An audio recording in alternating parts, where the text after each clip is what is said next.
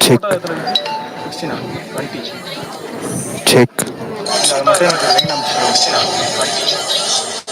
check.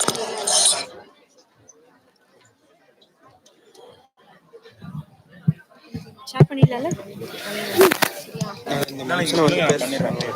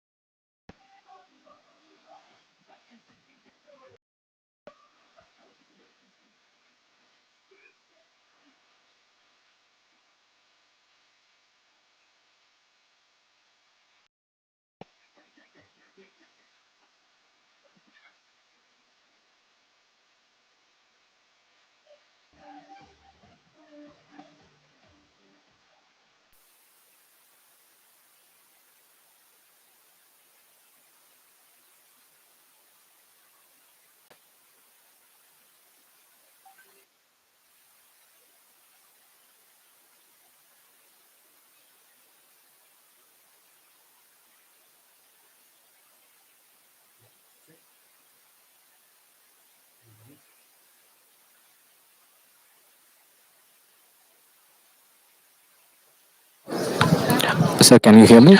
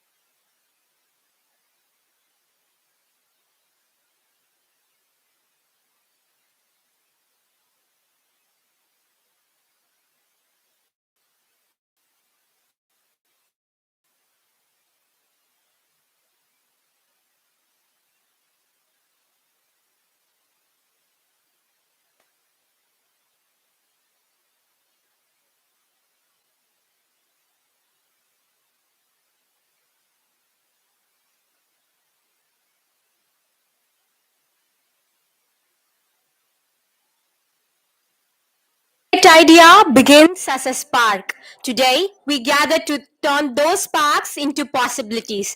Good morning to one and all present here. To usher in positivity and divine grace, we begin this meaningful day by lighting the sacred Kutuvilakku, a symbol of wisdom, purity, and new beginnings. I warmly invite our secretary, Mr. A.V.M. K. Shanmugam, our beloved principal, Dr. N. Buma, our chief guest, Mr. V. Srikant, CEO, ICT Academy, and Mr. Giri Venkatraman and Mr. Naveen Chandran, our esteemed panel members. The Kutuvilakku is a traditionally lit in 5 sacred positions, each carrying profound significance. The first flame symbolizes creation, inspiring new ideas, innovation, and fresh beginnings. The second represents fire, igniting curiosity, enthusiasm, and the passion to learn. The third signifies air, encouraging free thought, creativity, and the flow of intellectual ideas. The fourth stands for water, nurturing growth, clarity, and purity in learning. Fifth represents earth, grounding knowledge with stability, discipline, and strong values.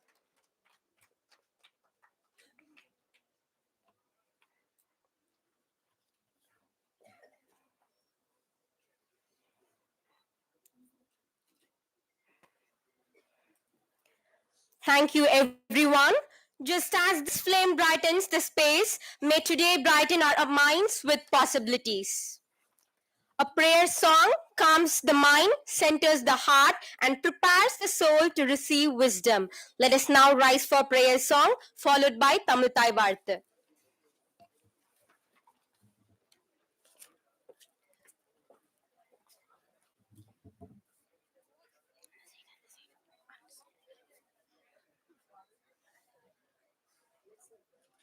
எனக்கு வேண்டும் வரங்களை இசைப்பேன் கேளாய் கணபதி.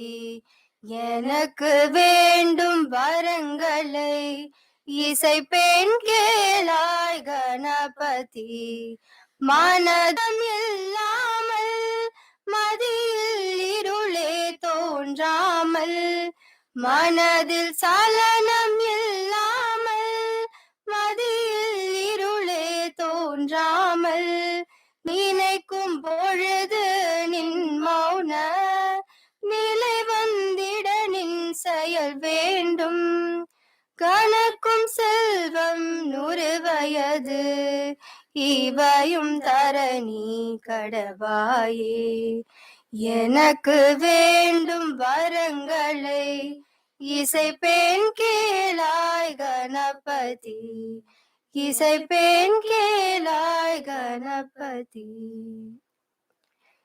நீராறும் கடலொடுத்த நிலம், நீராறும் கடலொடுத்த நிலமடந்த கெழிலொழுகும், சீராரும் வதனமென திகழ் பரத கண்டமிது. தெக்கணமும் அதில் சிறந்த திராவிடனல் திருநாடும், தக்க சிறு பிறை நுதலும் தரித்தனரும் திலகமுமே. அத்திலக வாசனை போல் அனைத்துலகும் இன்பமுற, எத்திசையும் புகழ் மணக்க இருந்த பெரும் தமிழனங்கே. தமிழனங்கே உன் சீரிழமை திறம்பி எந்த செயல் மறந்து வாழ்த்ததுமே, வாழ்த்ததுமே, வாழ்த்ததுமே.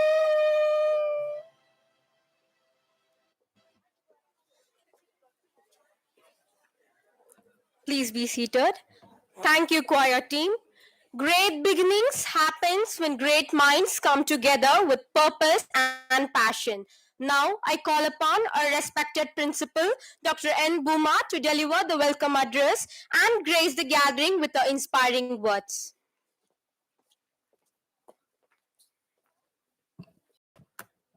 Hari Om. A very good morning to one and all present here. It gives me immense pleasure and profound sense of honor to warmly welcome you all to the Ideathon on Fincrime detection organized by Avici College of Arts and Science. Today's gathering stands as a testimony to our collective commitment towards innovation, interdisciplinary learning, and addressing real-world challenges through technology and critical thinking. An ideathon of this scale and relevance would not be possible without the guidance of visionary leaders, committed mentors, and experienced professionals who bridge academia and industry. Today, we are privileged to be in the presence of such distinguished personalities who have generously shared their time and expertise with us.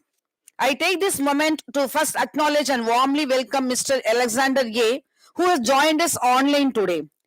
Sir is our professor of practice and has been working very closely with the Department of Criminology and Criminal Justice Science, mentoring and grooming our students with exceptional dedication from Dubai. Sir, you have truly been the backbone and pillar of support for this Ideathon. Your meticulous guidance, industry insights, and constant motivation have helped students transform abstract ideas into meaningful, practical solutions. Your commitment towards student development and innovation has played a crucial role in shaping this event, and we are deeply grateful for your continued association and mentorship. At the outset, it is my proud privilege to extend a hearty and respectful welcome to our esteemed chief guest, Mr. V. Srikanth, CEO, ICT Academy. Sir, your leadership and relentless effort strengthening the synergy between academia and industry have been a constant source of inspiration for institutions like us. Avici College of Arts and Science has been closely associated with ICT Academy, and through this collaboration, we have engaged in multiple academic and capacity building initiatives. These collaborations have opened up valuable opportunities for both students and faculty members, enhancing employability, skill development, and industry exposure. We welcome you, sir. Your presence today adds immense value to the Ideathon, and we are truly honored to have you grace this occasion and share your insights with your young minds who aspire to contribute meaningfully to the evolving domain of Fincrime detection. I would also like to extend a warm welcome to our Secretary, Mr. A.V.M.K. Shanmugam, who has always been the guiding force behind every successful academic initiative of our institution. Sir, during the initial team meetings, your valuable insights and practical suggestions gave us clarity and direction to carry this Ideathon forward with purpose. I would like to specifically recall our emphasis on the growing relevance of financial crimes and the urgent need for academic institutions to sensitize students toward understanding, detecting, and preventing fincrime. Your visionary leadership and encouragement have enabled us to conceptualize and execute this event with confidence and impact. We welcome you, sir. We are deeply honored to welcome our distinguished panelists whose expertise brings immense depth and Ideathon. Mr. Vetrivelan, Director Deloitte, Mr. Naveen Chandan, Vice President Data Science and AI, Axis Bank, Mr. Giri Venkatraman, Co-Founder and CTO, Employee Check. I would also like today's discussions and presentation with his vast industry experience.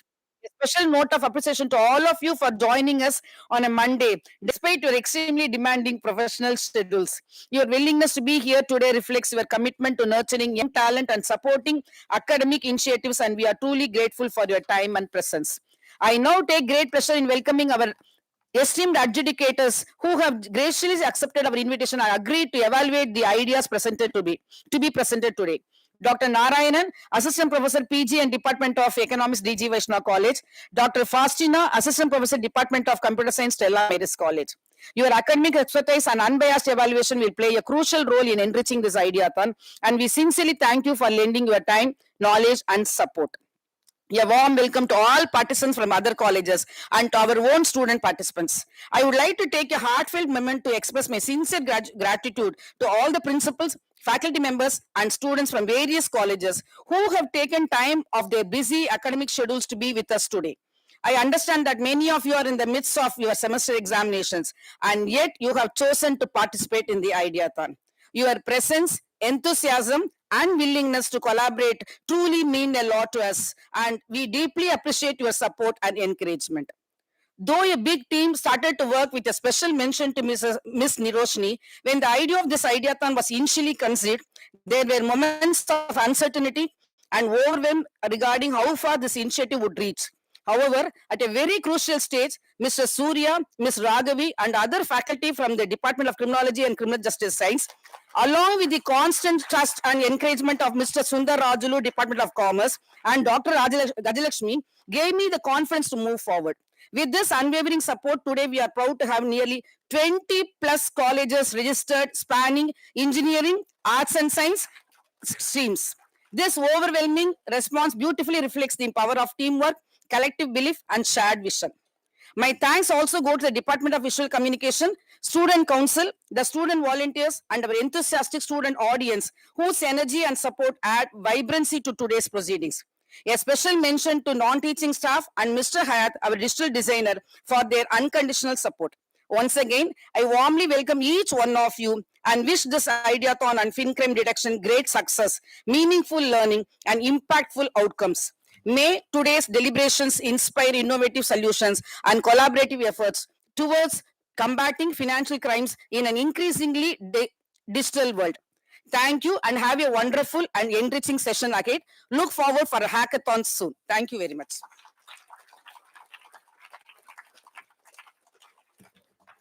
Thank you, ma'am, for your warm and motivating welcome. Distance may separate us, but true mentorship connects minds beyond boundaries. We are delighted to welcome Mr. Alexander, Professor of Practice and Mentor, joining us online from Dubai to address the gathering.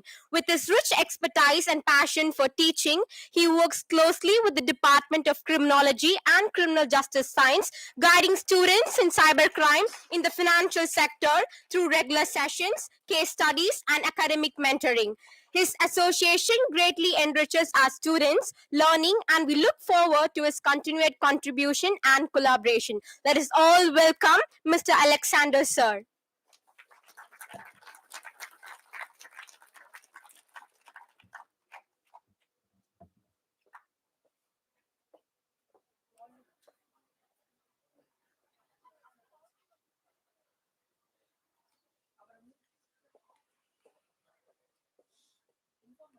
Sir, 1 second, sir.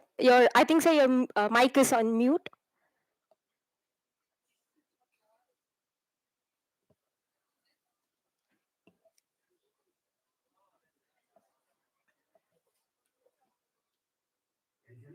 Yes, sir. Yes, yes, we can hear, sir. You can continue. Honorable Chief Guest, Mr. Srikanth, esteemed team of panelists, Mr. Vechiveran, Mr. Naveen Chandran, and Mr. Giri Venkataraman, esteemed moderator, Mr. Bharat, respected Secretary Sir and Principal Madam, dear faculty members, representatives from participating colleges, members of the teams participating in this Ideathon, and my dear students. Good morning to all of you. It gives me immense pleasure and honor to deliver the inaugural address in this Ideathon organized by Avici College of Arts and Science. Well, by the time we finish this Ideathon, even in 4 hours from now, an estimated number of 369 cyber attack incidents would have been launched across the globe. Yes, that's a staggering number of 2,000 incidents per day. And the threat actors launching such cyber attacks are not amateurs. And they are not doing this as a hobby. Cybercrime is orchestrated by organized syndicates with professional infrastructure that are highly motivated, possessing sophisticated knowledge and weaponry, including malwares and botnets. So, in an era of industrialization of cybercrime, I'm using the word industrialization of cybercrime, standard solutions are often proved to be reactive and time-bound. We need fresh, interdisciplinary perspective to respond to this big challenge. This is where Ideathon becomes relevant. This is not an event organized just to showcase our talent, but it is a time imperative action platform to rapidly develop prototypes for innovative solutions to tackle cybercrime in financial industry. This is a high energy collaborative event to bring diverse minds together to fight against the common enemy. Therefore, I would like to highlight three components, essential components in this event. One, agility. We need rapid ideation and iteration under the pressure to find innovative solutions.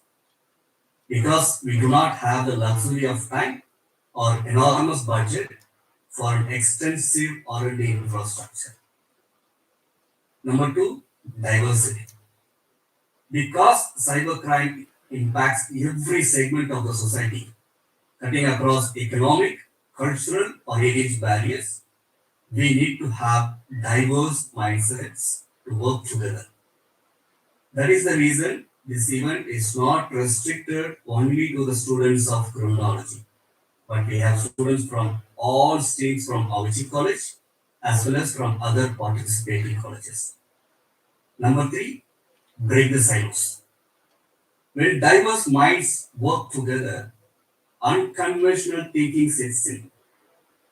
Unconventional ideas democratize the innovation process. Therefore, please do not hesitate to play the role of a disruptor. Throughout this process, please bear in mind that we are not aiming to have a finished product at the end of the session.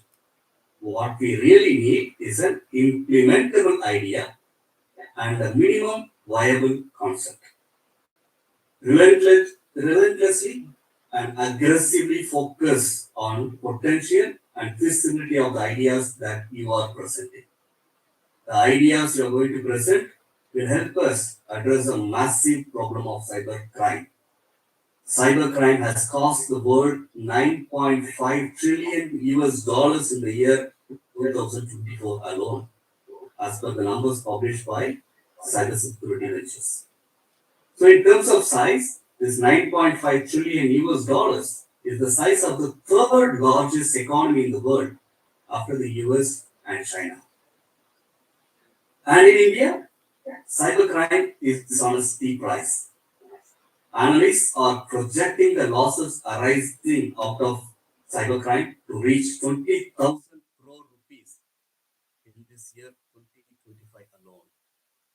Therefore, your efforts are setting the tone for encouraging a proactive community of students, citizens, and professionals who are no longer just victims of cybercrime, but active participants in the defense strategy.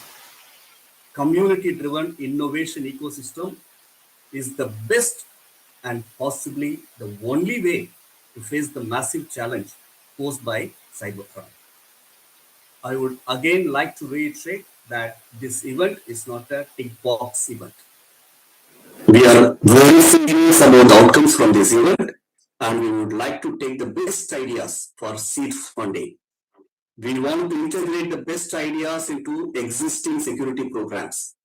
And last but not the least, we are keen to publish a white paper summarizing the key insights gathered from this event. To recap, we are in need of urgent action to address the rapidly growing concern of cybercrime in financial industry. And this urgency calls for out-of-box solutions with the help of diverse mindsets. The innovative ideas meriting incubation is the targeted outcome from this event. My dear participants, please don't feel shy to present a radical idea. Every established system was once upon a time a single new idea. Don't feel restricted with just one idea, because new ideas are the currency of the future. The more you meet, the richer the world becomes. You are all privileged to participate in this Ideathon conducted by Avicii College of Arts and Science, because ideas don't just change the world, they are the world, just simply waiting to be noticed. Wishing you all a great session of ideation, challenge, and iteration. May your ideas light a candle to dispel the darkness of cybercrime.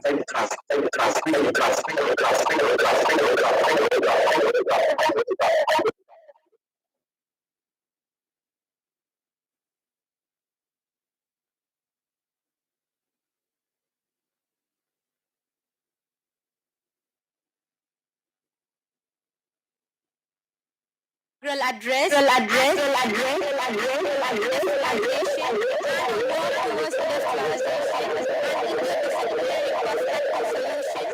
something we will take back into action. Thank you, sir, for returning rapid ideas to find perspective, innovative solution, diversity, and implementable idea. Thank you, sir. It is out of box solution.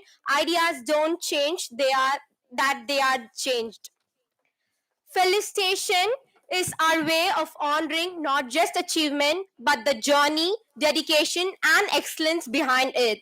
I now request our secretary, Mr. AVMK Shanmugam, and our principal, Dr. N. Buma, to kindly felicitate our esteemed chief guest, Mr. V. Srikam, CEO, ICT Academy.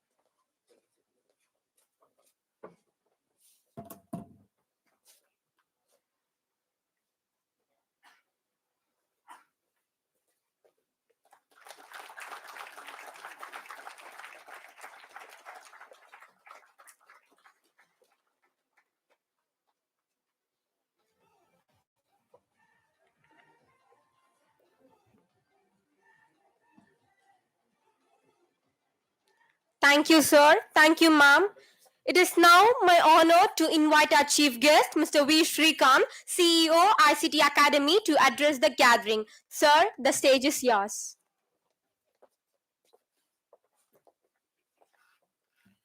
Okay, good morning, everyone. Thanks for inviting me for this very important session and important program. Respected Mr. Alexander, who just spoke about very good inputs he had given. Thanks so much, sir. Respected Secretary, respected Principal, respected delegates from the industry, and my dear students from across 20 institutions from across Chennai. I think across Tamil Nadu, man. Across Tamil Nadu. I think it's very happy to see all of you and happy to be part of it. Just to give you a 2-3 things is that Ideathon, Learnathon or Hackathon is a very important aspect for a student life journey. I think that's the first point. Second point is that whatever outcome we are trying to do now, I think we have some industry experts also have come, and we have 2 professors who have come from 2 leading institutions in India. This also gives a testimony for the industry to really see the students' potential and ability and see how this product, whatever Mr. Alexander sir is informed, that whether the outcome of the product, outcome of the idea which is coming out, whether resulting into a startup or resulting into a solution to this, the burning issue of this cybercrime, financial crime. Today in India, you read the papers every day. The financial crime plays a very important issue for each and every individual, for a company, for anyone. So this has become, because digitally things have started moving. Everybody started using a digital economy. Everybody started talking about digital, but there is a misuse, there is a misusage of this particular things happening across the globe. So you see a lot of people are falling prey to it. But 2-3 things I would like to tell you is that we in ICT Academy, we are part of this IIT Madras Research Park. I don't know how many of you have seen this IIT Madras Research Park. I'm part of that. If anybody is able to bring out, I was just telling your secretary, outcome, I would like to take it up. If anybody is able to bring out a good outcome today, the end of the day, I will try to introduce you in IIT Research Park with the leading innovators there and the leading professor. Or I can introduce to Ms. Professor Ashok Junjunwala also there, just to see how this can be nurtured to the next level. I think that's the first point we'd like to do you. Second, my request to the secretary, sir, is that this outcome document, I think we should send it to MeitY Secretary, Mr. Krishnan IAS. MeitY secretary. I think that will also give an idea or a testimony for the MeitY Startup Hub, which is there in Government of India, which is headed by a gentleman called Mr. Paneer Selvam. He's also a Chameleon. So probably that we can get in touch with him so that we will see whether MeitY can support this, the student. I think that's a second point. Third point is that the outcome, what I'm trying to tell you, I am trying to see whether each of the bright minds here, you have done some excess good work today, you have done some medium work, or you just started, whatever way you are trying to do, the impact has to be created for this institution. Why I'm telling you, I don't know how many of you know the founder's logo there. The legacy and the trust, what is mentioned here, the trust of this group, which is phenomenal. I think we should really give a big clap, because we were sorry that we lost one of the founders, the Mr. Saravanan sir, recently. But after that, a lot of YouTube videos, short stories are coming. The legacy behind is actually so richer. Some of you, you do not even dreamt. I do not even dreamt. The man behind this massive institution or massive brain who has really created a trust and legacy. Somebody talked about legacy. I don't see any other institution who brought a legacy of this years to go. And the success behind this journey of this brand name called AVM, something phenomenal. I think that's the first point. The second point is that the three outcomes, what I told you, two outcomes I told you, IIT Madras Research Park. Second is a MeitY startup. Third is that we will try to tell you the STPI. That is a Software Technology Parks of India. That is a FinTech Center of Excellence done by Department of Information Technology, Digital Services, Government of India, where I represent. Along with STPI, along with the Government of India, there is a COE there, which is headed by Mr. Arun Jain of ex-Polaris. So Intellect Design now. So what we will try to do for you is that it doesn't stop you today here. So there is something that you can go beyond this. So your findings can be introduced to this large institutions. See how can we nurture. Second point is that since it is more of a Ideathon innovation, I'm trying to focus on that particular subject. We have two more institutions that principal madam, I think you should touch in that IT&T hub. We have an innovation hub of Government of Tamil Nadu, which is also a part of my department, which is in Anna University. Okay, we are doing a deep learning startups. There we are funding, we are taking a lot of students are doing. Your findings can play a role there. So that's thing. Then we have the startup Tamil Nadu, which is also there. So what I'm trying to, these 5 areas will help the students at large. Somebody's got just an idea today, can approach. Somebody is able to bring out a product today, finished product, we can do something there. So the ultimate aim is that 1 or 2 startups can definitely get born here today, which I'm sure, because you have a very good professor of practice, great mentor, Mr. Alexander, who spoke well, who's really helping you. I was told that every Saturday is taking classes here. So when there is a good number of legacy behind and good number of industry juries have come, spend their time, and they are coming here, and you have good 2 educators from 2 different institutions have come. I think there's a purpose to it. Otherwise, people would have not come. There's a purpose to it. It is not just by invitation people are coming. There's a purpose. They felt something is great is happening in Avicii College. So there's a meaningful. That's why we have all come. So my only point is that how to make it to the end. Take it to the end point, how we can take it up to the end point. That is something that we will work on that. And I assure that I will definitely help you out, the young minds, see that your mission is possible in terms of this thing. To add up to this, probably with Palo Alto, we can try to, all the students who register from across the colleges, probably if their email ID things comes, probably we can give them a freeware course from Palo Alto or Microsoft Cybersecurity to all the students here. Okay, so that you will also get certified by these 2 companies. It's a free of cost program which we'll try to do. So these are the purpose. One thing is that you want to become employable and deployable candidate, you can go into that route, become a cybersecurity specialist and move forward. Somebody is trying to work on financial intelligence crime, which is the Reserve Bank has got its own center here. All banks are working on it. We have a gentleman from Axis Bank also here. So we have a lot of things are happening on the financial sector. If you want to move into that line, you can move. Third point is that you really want to become an entrepreneur. You really find that you like to become a new gen entrepreneur. That is doable. That is very much doable, which can really help you out, because I am in that ecosystem. I'll definitely help you out. Just finally, I will tell you two things. Same bunch of students like you had come for an Ideathon in IITM Research Park from Avinash Lingam University. Just happened 2 years back. I'll tell you the success story, then you will know the power. Nobody had any idea. Some student came here to IIT Research Park on an industrial visit. Fortunately, the student is able to meet Professor Ashok Junjunwala. And they told this is an idea. The idea was that whenever a blind person walks without stick or without anything, how can he move freely? They have bought a new technology. Somebody had an idea. So Professor really jumped on it, took that idea. Today, you will not believe that's a 2 crore company in IIT Research Park. Nobody had any previous experience. Okay. Why I'm telling you, like you, on a daily basis, I'm seeing so many ideas, so many innovators, so many students are there inside that complex. People are going, the ideas that come, they're welcoming, somebody is investing, somebody is trying to do a lot of things are there. So I'm definitely assure you that the market is huge, market is highly vibrant.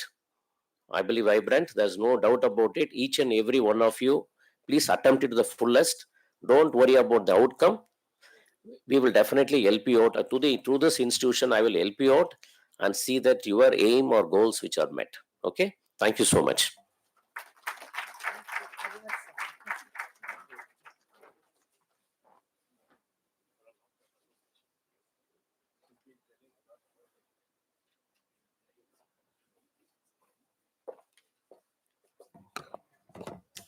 Thank you so much, sir. The outcome of the idea is our intellect and wit to check and work accordingly. Sir, thank you for the opportunity for our participants for taking the best idea into your dynamic dwelling place. The way you mentioned about nurturing our ideas and taking them forward is something we will work towards it. Thank you so much, sir. A panel unites many minds, allowing ideas to converse, wisdom to deepen, and understanding to grow. Now, I request our Secretary, Sir, Mr. AVMK Shanmugam, and our Principal, Dr. N. Bhuma, to kindly come to the stage for the felicitation and our panel members. Today, we are privileged to be in the presence of an exceptional panel.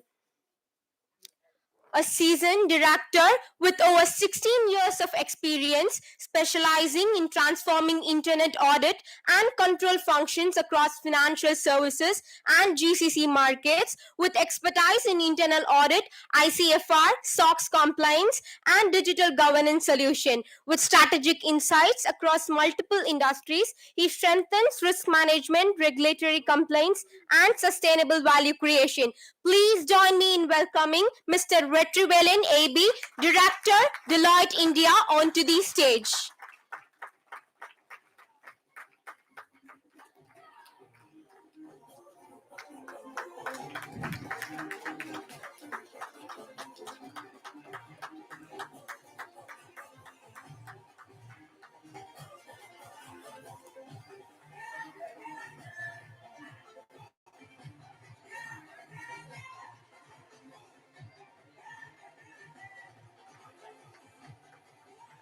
Thank you so much, sir. Thank you, ma'am. A research-driven leader with deep expertise in enterprise data strategy, AI, governance, and cloud-native architectures, he has successfully led large-scale data modernization programs, built high-performing teams of over 100 professionals, and operationalized data as a product to drive measurable business value. With a strong focus on governance, innovation, and executive alignment, he enables organizations to achieve scalable, compliant, and future-ready digital transformation. Please join me in welcoming Mr. Naveen Chandran, Vice President, Data and AI, Axis Bank, onto the stage.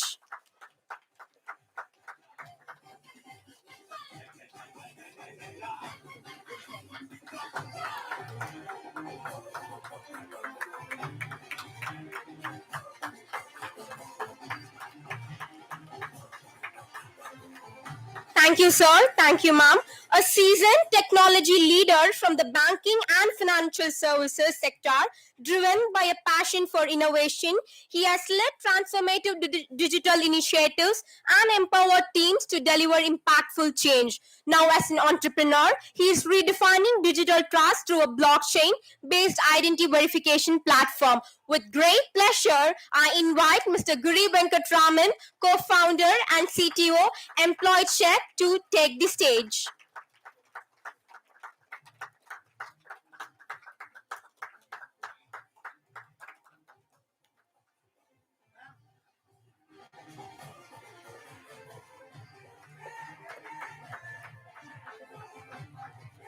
Thank you, sir. Thank you, ma'am. A veteran forensics and investigation professional with over 25 years of experience, he brings deep expertise in cyber forensics, electronic discovery, financial crime, and litigation support, having worked closely with premier government agencies, international organizations, and judicial bodies. He offers unparalleled insight into cybersecurity and forensic investigation. We are pleased to have our dynamic moderator, Mr. Bharat, Director and Head of Cybersecurity and Forensics, Pi1 Technologies, leading the session.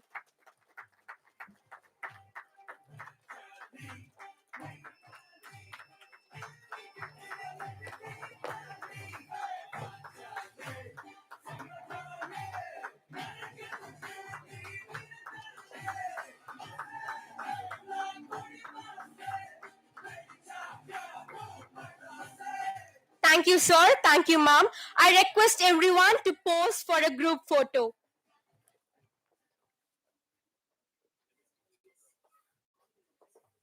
I request all the judges to come to the stage.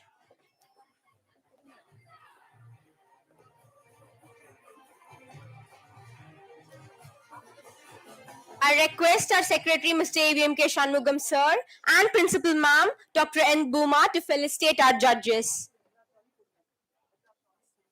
Please welcome our judges, Dr. Faustin John, SP, Assistant Professor, Department of Computer Science, Stella Maris College, Chennai. Put your hands together in welcoming Dr. S. Narayanan, Assistant Professor.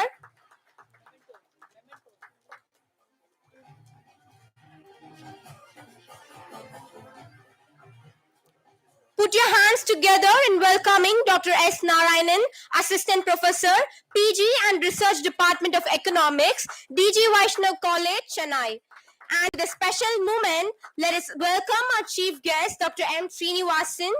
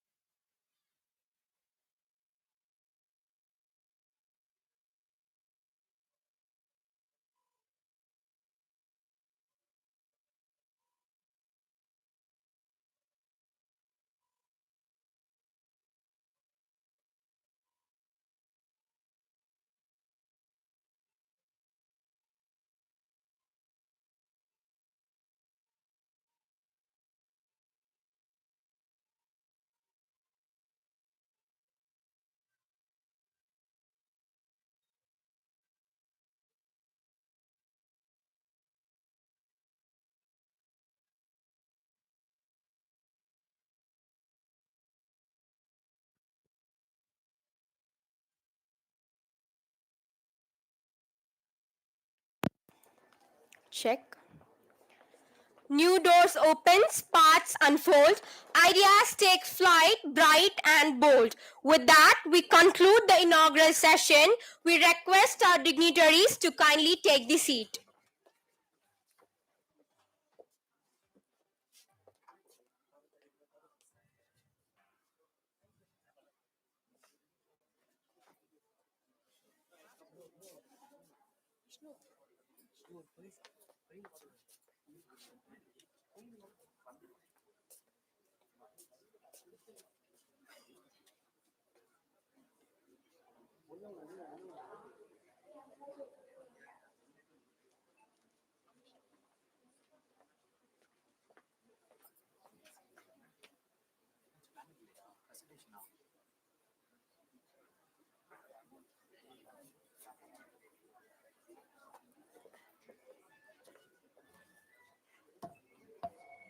I kindly request our panel members and the moderator to come to the stage.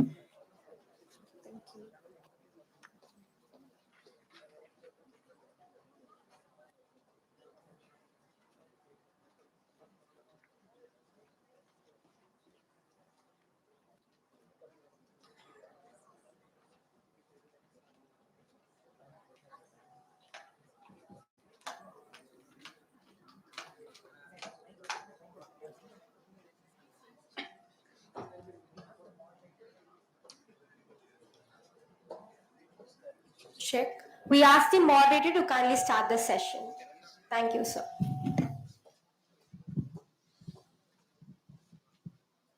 Good morning, everyone.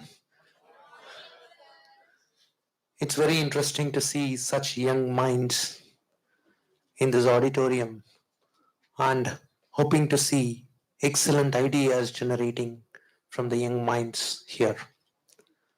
To initiate the session on this Ideathon, I request the esteemed panelists to briefly introduce themselves and then start on the concepts in which they would be dwelling in depth.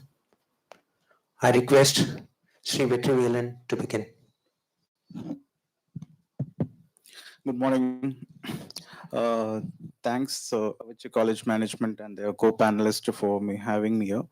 So I briefly take care of financial services sector for Deloitte South Asia. Now they call Deloitte India, and largely I spent 5 years outside India on the financial services, all the future of controls, future of technology, and specifically on the Fincrime is the major, because without financial services, so Fincrime is the heart and soul of their business. And right now focusing on the GCC market for South India, as well as for US and UK and Africa corridor. So happy to be part of it and share my perspective, what's happening in the financial services industry and what's the global bank and how they operate, what are the future best practices they've been following on the FinCrime topic. I think that's where I can be a contribution for this today.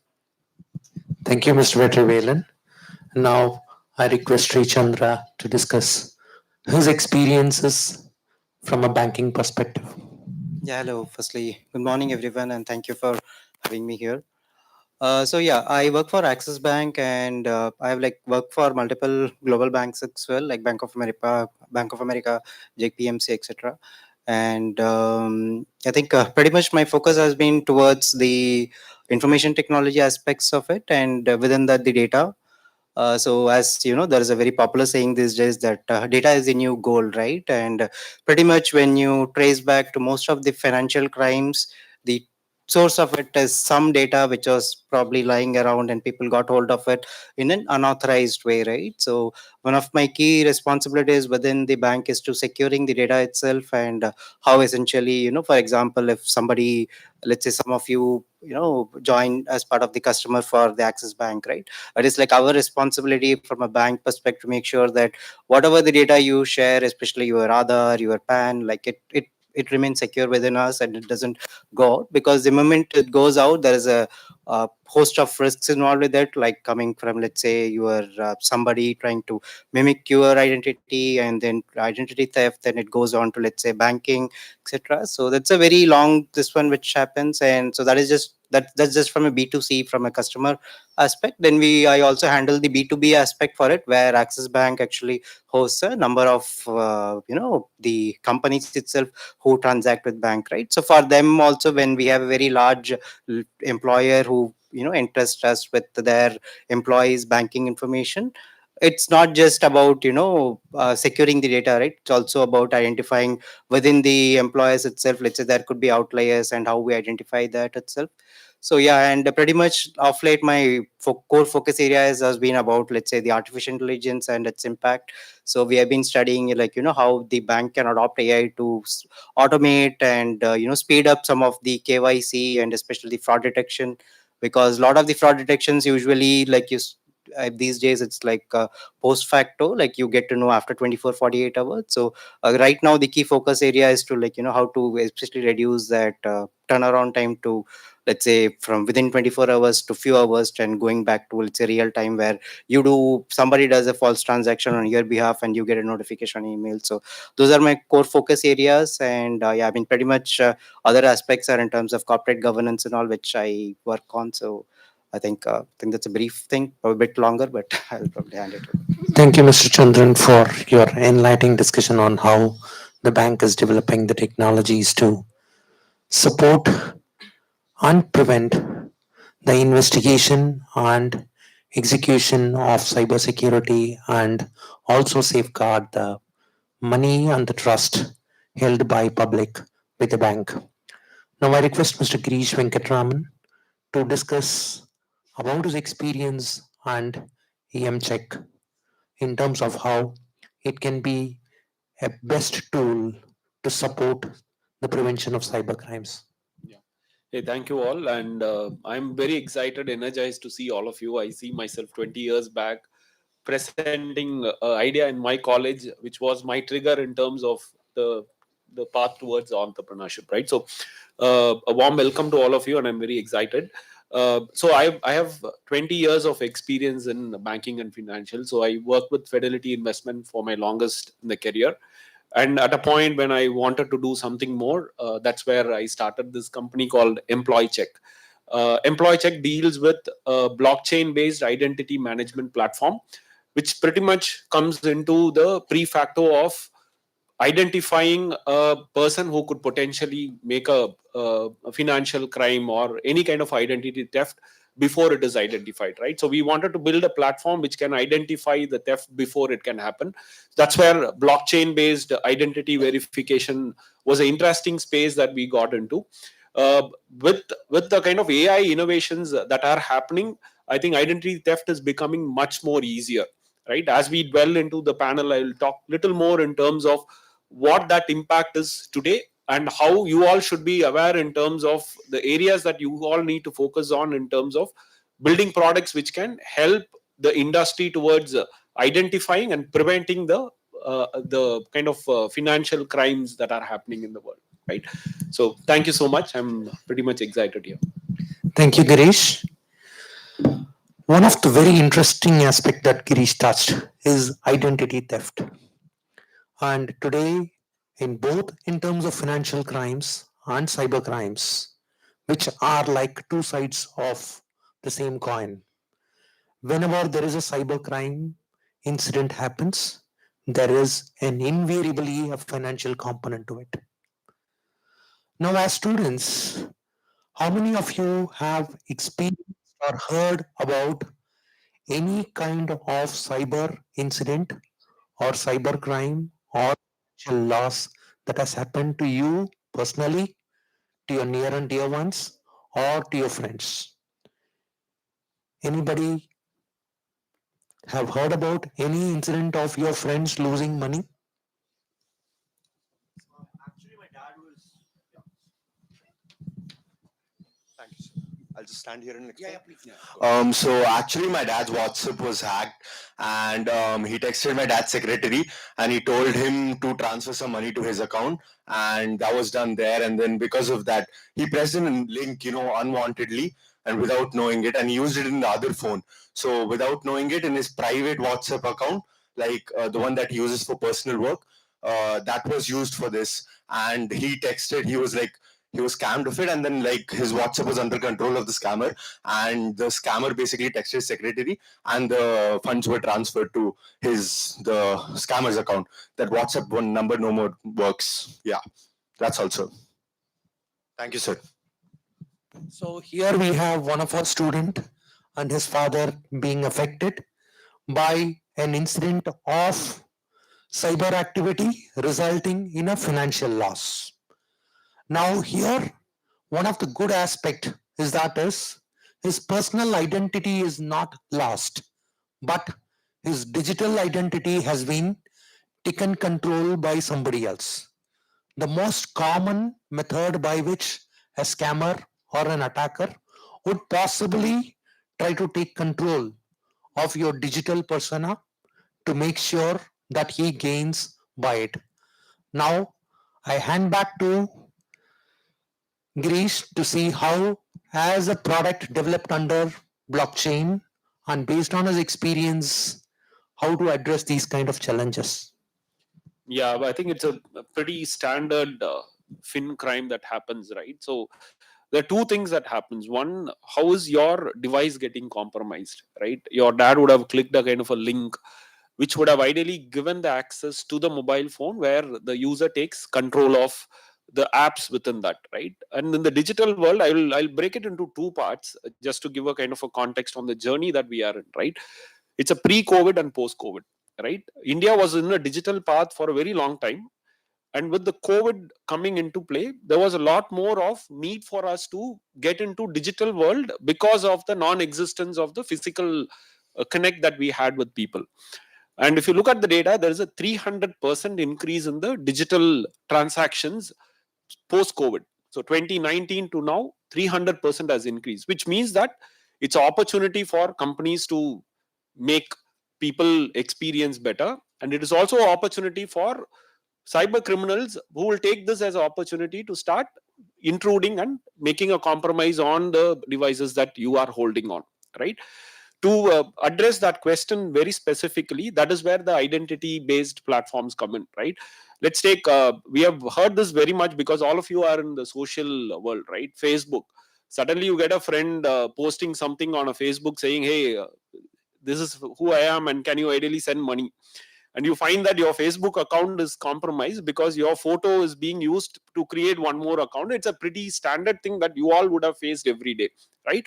So the identity is getting compromised. How would you secure our identity? And all these large scale applications, including WhatsApp or any other application, Facebook or Twitter, they are coming up with the kind of identity verification these days. If you go to a LinkedIn, you would see a kind of a green mark or a blue tick that they would require, right? They are trying to make the ecosystem little more secure.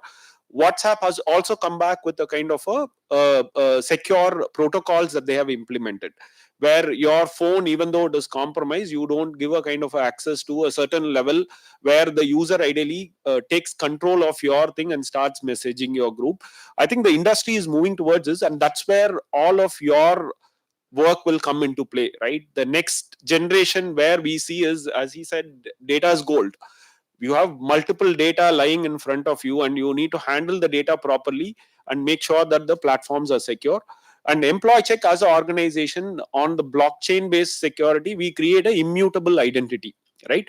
So you create identity which is non-compromisable. You verify once and use that identity for creating multiple integrations to the application where your security is still not compromised and held secure as much as you can, right?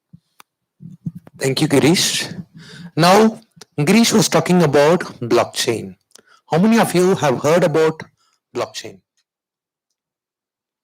What is blockchain? Students, it will be nice if you can respond. If you have not heard, say I have not heard. If you have heard, say I have heard. Okay, you've heard. Please.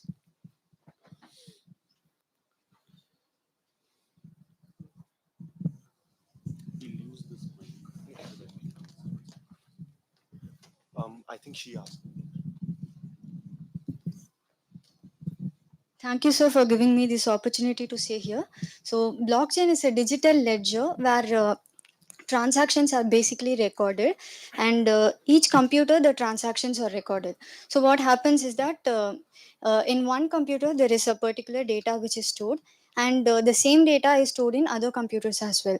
So, any change in one particular computer will be reflected only in that. And so with this method of change of transactions, what happens is that we can easily identify the threats or any scams that is happening. So this is one of the method of blockchain. So data is stored in blocks. Yeah, that is what I wanted to say. Excellent. That is a very simple and a fantastic explanation as to what is a blockchain. It is an open ledger where every person within the ecosystem will see what is the transaction. But any modifications done to the transaction in the ledger is automatically captured so that the other person knows that there is a change that has happened. And whenever a block is broken, the communication with a particular entity is dropped, which means that it can no longer be part of the chain. It is like your cycle chain. If anybody of you are going in a cycle, you have seen each cycle has a chain. If the rivet is broken, the chain doesn't continue. So that's a very good example and a very good way of presenting, Ma. Thank you for that. Now, one of the other aspects that is more important when it comes to financial crime and cyber crime as an integrated entity would be the amount of money lost. So now we had one example of our friend's father's WhatsApp, which is being taken control by somebody else. The same WhatsApp can be reverted back to your father if you do some precautions. So, how many of you here are very active in Instagram? 99%? 100%? Okay. So, how many of you have ensured that your Instagram account is open for everybody to view? How many of you have maintained the basic cyber hygiene in not telling everything about yourself in Instagram? 1, 2, 3, 4, 5, 6, 7, only 15 people in total. All others are, it is an open door policy. Everybody come and see everything inside my personal life in Instagram. Is that the case? Morning 6 o'clock I wake up, 7 o'clock I brush my teeth, 8 o'clock I get ready to college, 9 o'clock I come to college, 9 to 10:30 first session. Then after that go out, take a selfie with my team and then post it again in Instagram. Is that the pattern here? Or Instagram session happens only during selective times? Instagram has now become one of the most targeted platforms for cybercrimes. How many of you have browsed something in internet and then after 10-15 minutes somebody gives you a call saying that this service is available, that service is available? All of us have faced it. Or this product is available, that product is available. So which means that your internet is constantly snooping on you. Internet knows what you do. So your basic cyber hygiene is absolutely essential to ensure that your privacy is not lost. When your privacy is lost, your entire persona is lost. So then somebody else will become you and take all your assets out. It need not be money alone. It can be your educational credentials. It can be your friends. It can be your personal life. It can be anything. So cyber hygiene is essential. Now I request Vetrivelan to dwell more in terms of how cyber hygiene is essential and why financial crimes target people without cyber hygiene. See, I'll share my practical experience, what's happening, right? Because we deal with a lot of investigations on the white collar crime as well as any incidents happen, right? We have to be the consultant for them.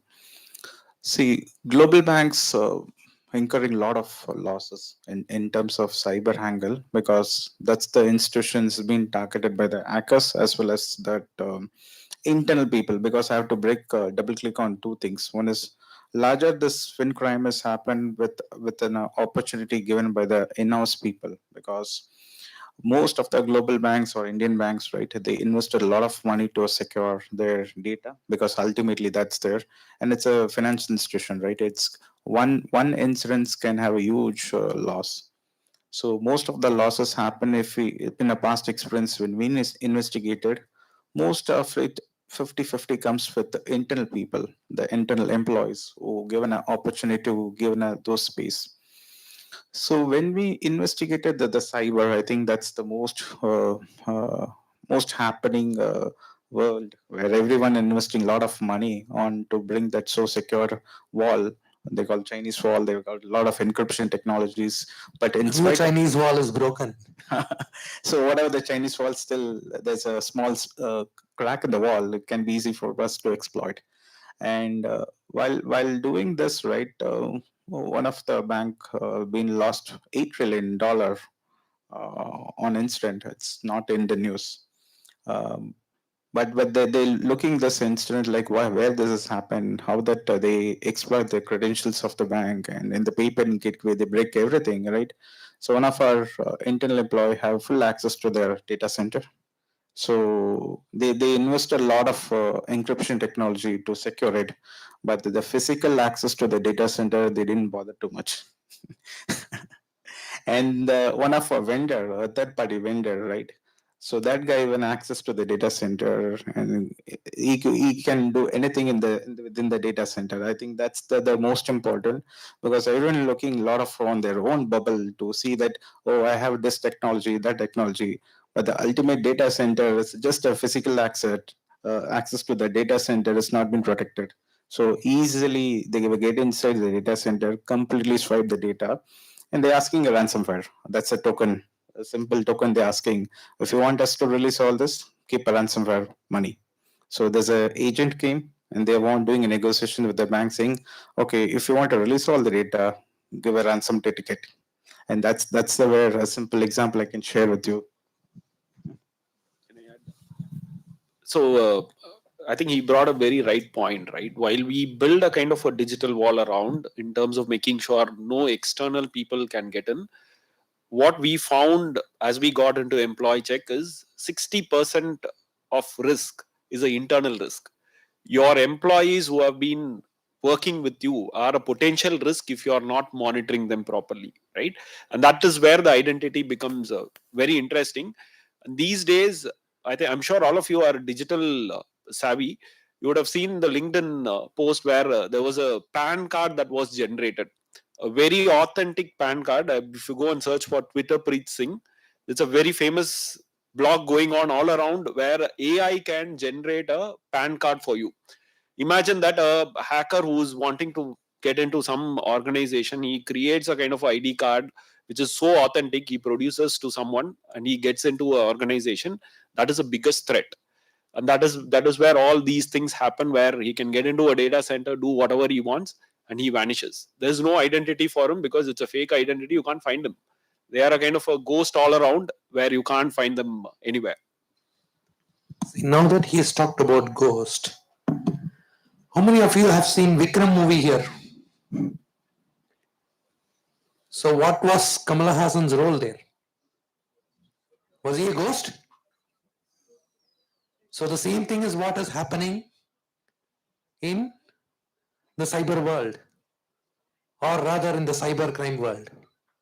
99% of all cyber crime B2C. What is B2C? Business to consumers. So that is directly targeting individual. Official records from I4C Indian Coordination Committee say that India lost 22,000 crores in cybercrime in the year 23-24. So now this year, Mr. Alexander was saying that we are almost ready to lose 20,000 crores in the 12 months between January and December. So where are we heading? And globally, we are losing $8 trillion to cybercrimes. All of you would have heard about places called Laos, Cambodia. So what are these people or what are these countries famous for?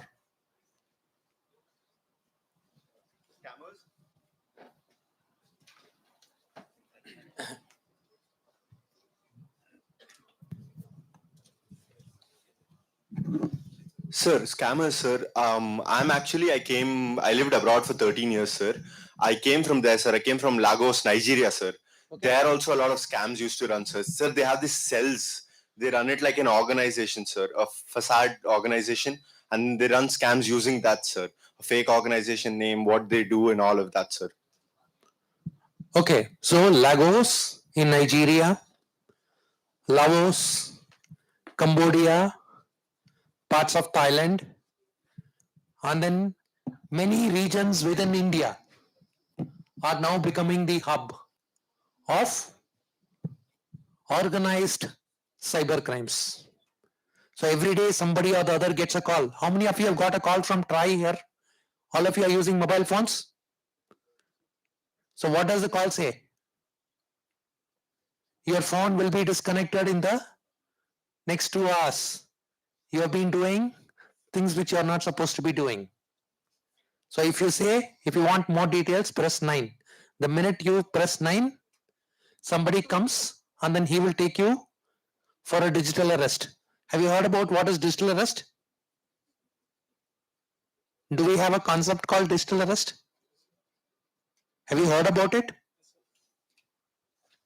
Somebody from the back was saying yes.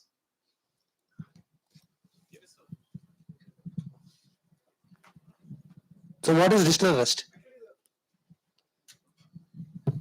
Have you heard me, sir? Yeah.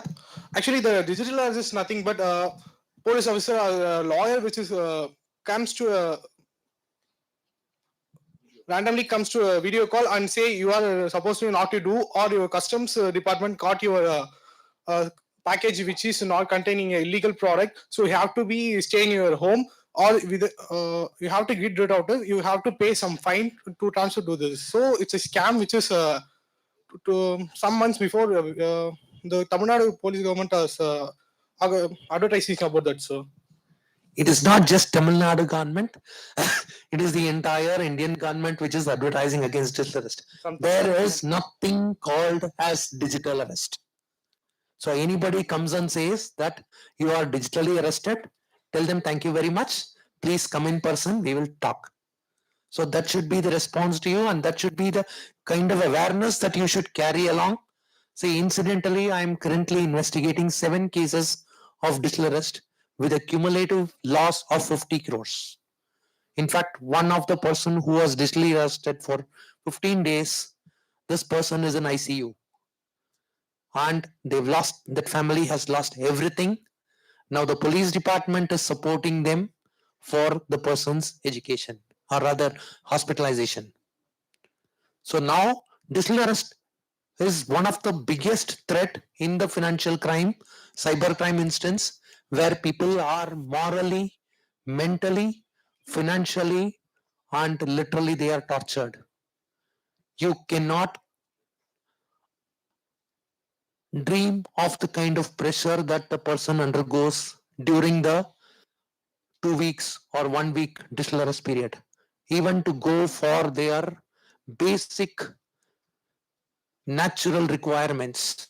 They take permissions. I've seen WhatsApp chats where people have requested, can I now go to the washroom? So that kind of impact is what is created in a digital arrest scenario. In fact, identity theft and financial crimes, in addition to organized crimes through impacts created in the banks. So now I request Chandra to talk about the existence of mule accounts. What is mule account? Have you heard about mule accounts?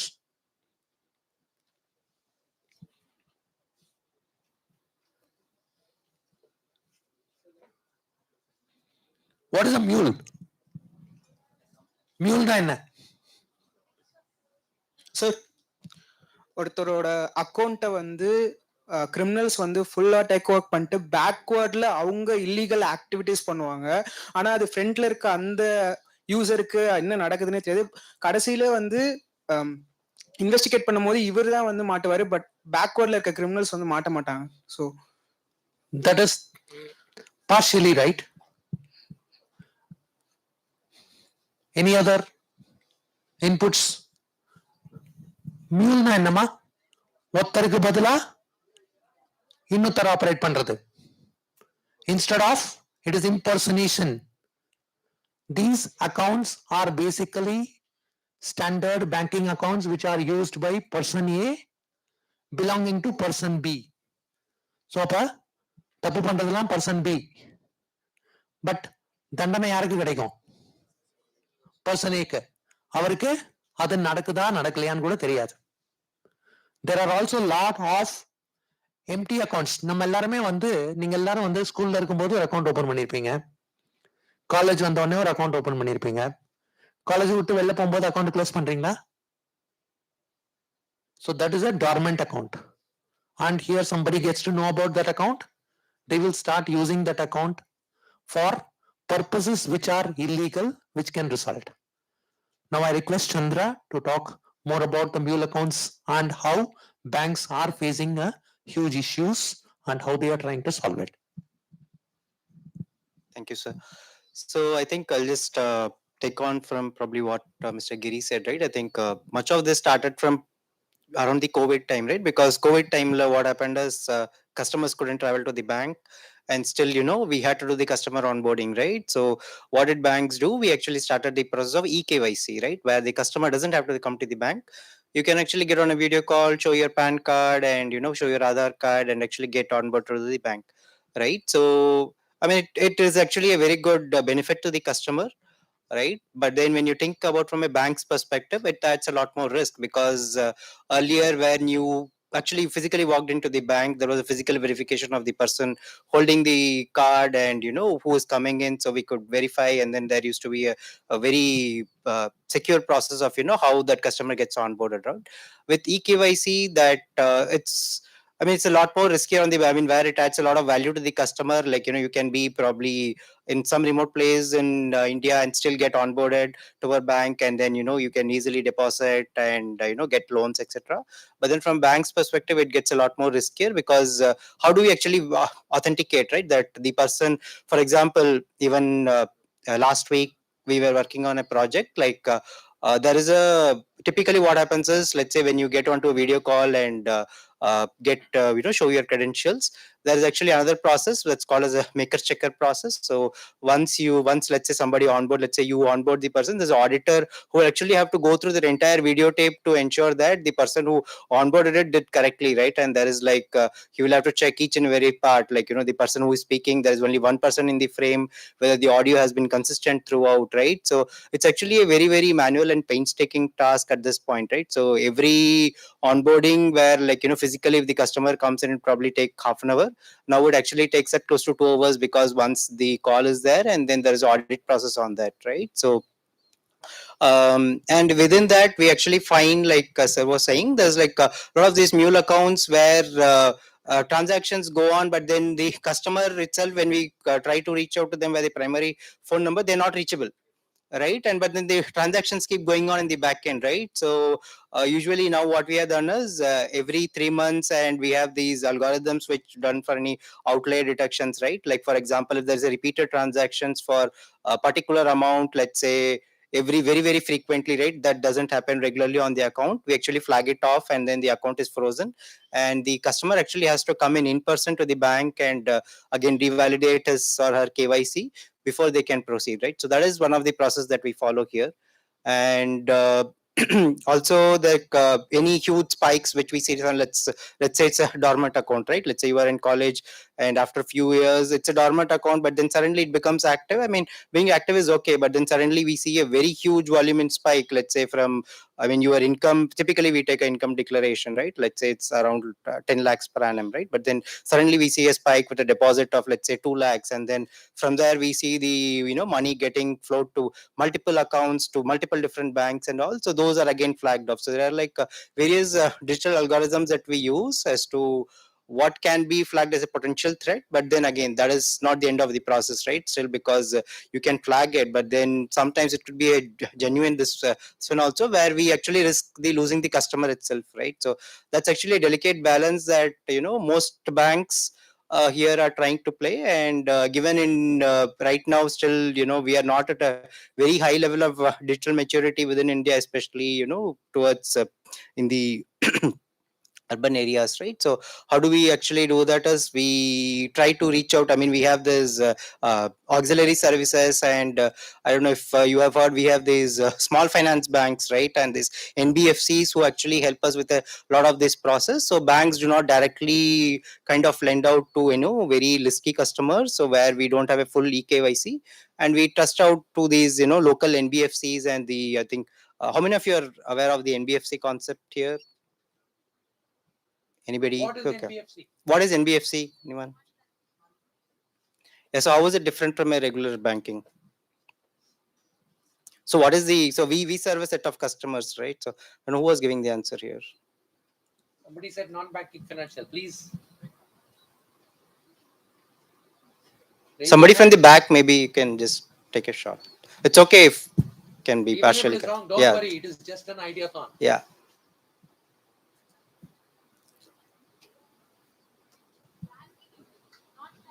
Financial institutions, non-banking financial institutionsனா இப்போ bank தவிர்த்து பேங்கோட ஆக்டிவிட்டீஸை licensed இல்லாமல் நான் பேங்கிங்காக ஒருத்தவங்க பண்ணுறது இந்த activities. Licence இருக்கும், but ஆமா, தென் லைசன்ஸ் இருக்கும், but then they don't form as a full fledged bank. Basically அவங்க வந்து இப்போ ஃபார் எக்ஸாம்பிள் நாங்க வந்து கார்பரேட் இவங்களுக்கு லோன் கொடுத்தா, இப்போ ஒரு லோவர் ஸ்ட்ராட்டால இருக்கிற இன்கம் இவங்களுக்குலாம் வந்து, since we don't have physical presence everywhere, right? So அந்த மாதிரி ஒரு இந்த கஸ்டமர்ஸ்க்குலாம் they help sir, that going to the last mile is what you call them, right? அவங்களுக்குலாம் they help us to reach out to those customers, right? So how they work is, அவங்களாம் வந்து they will take bank loans from larger banks. Let's say from Axis Kitende, they might have taken some larger loan, and then they will handle out to the smaller customers, right? So whom they have a direct access to. Yaral married digitally, they are not fully enabled, and who they have a direct access to, they will help fulfill those things, right? So we are following some of those process, and eppadi filter pandrathu, like who are the customers we should onboard and who we should not onboard. So those are some of the guardrails that we use. And from a pure identity theft, I think especially in India, I think RBI has come up with a lot of good process. And in fact, what I would actually commend is in India, some of the banking rules are a lot more stricter compared to US, right? So actually that's a very good thing that I can see here, right? I mean, especially when you sim to KYC and this method of customer right protection, that's actually a very good thing. In special loans and all, if you see now, I think, I'm not sure, since we talked about the identity theft also, one of the very common ways is these days you would have seen a lot of these loan apps, right? Anybody has used here loan apps? Everybody has used loan apps. Yeah. They're just getting to. Yeah. Once they get to a job. How many of you have used loan apps? For small petty payments? Or how many of you have got GPay, PhonePay, Paytm? Small loans, you have taken 5,000, 7,000, 10,000 for emergency expenses. So finally, who's paying it back? You paid it, your boy behind you. Come.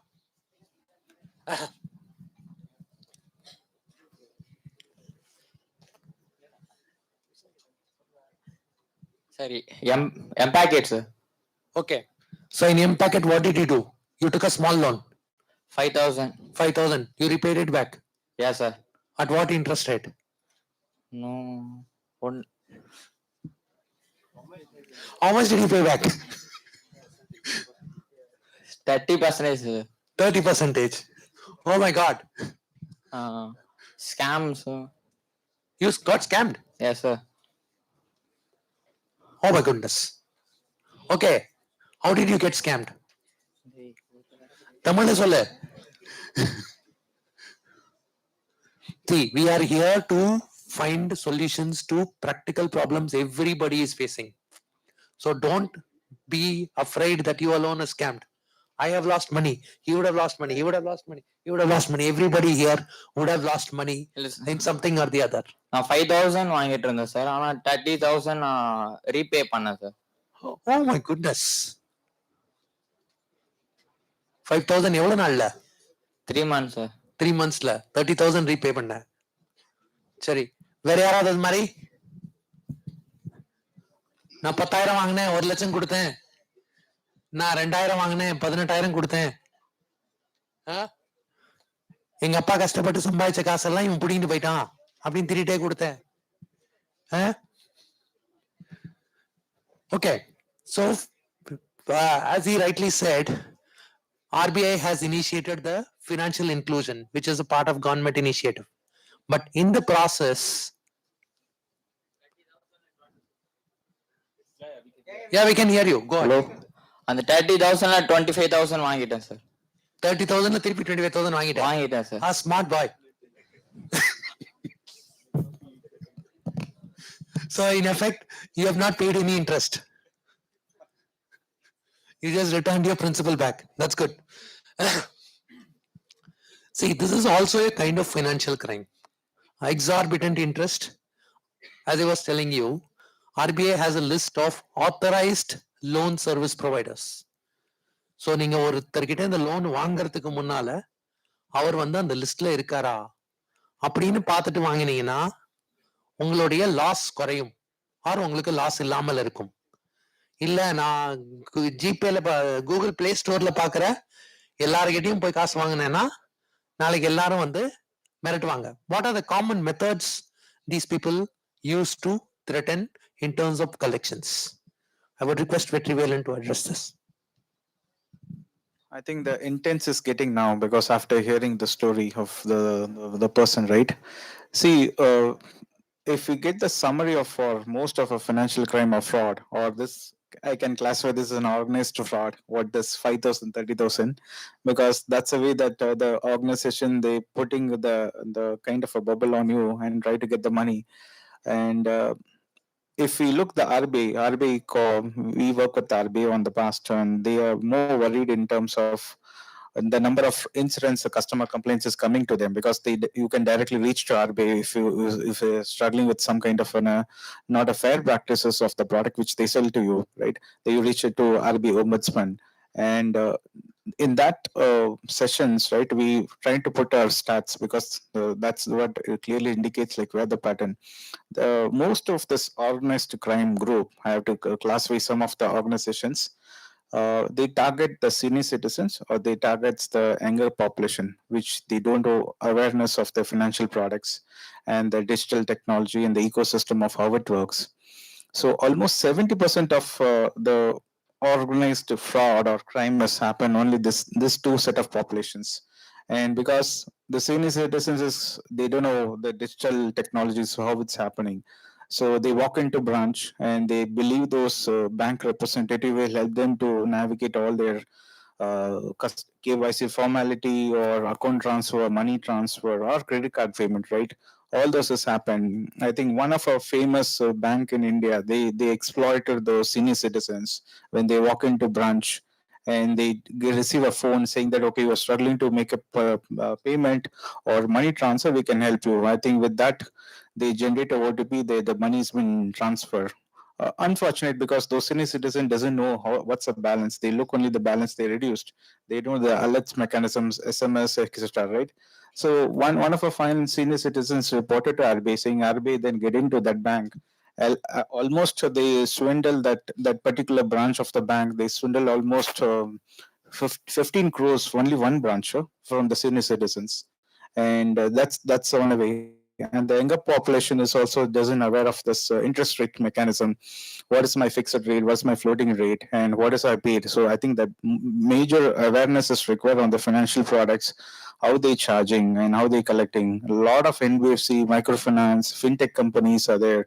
They all give it a fancy advertisement, but when you get back to that commitment and repaying the money, what you paid and what you got, it is not doesn't match. So these are the two segment which largely got affected by that's the thesis of the RBI which come across in saying that why they are affecting on this. The most important is like aware, like it's a simple max, right? You know what's the money you pay, what's the money you receive, right? What's a term will take and what's ROI. So not rocket science. The senior citizens is not possible to teach them, at least the younger population, right? You guys have to be aware of what are financial products, what is the money I'm going to get. Some of the financial products is very good, where you can manage your working capital when you can get and within the payment date you can make it. I think that's the smartness is required. But largely, these are the scenarios has been coming across the senior citizen and the jewel loans and another lot of Indian banks. When we did a fraud investigation, went in to see the locker, the jewels is not there. So I was shocked because customers.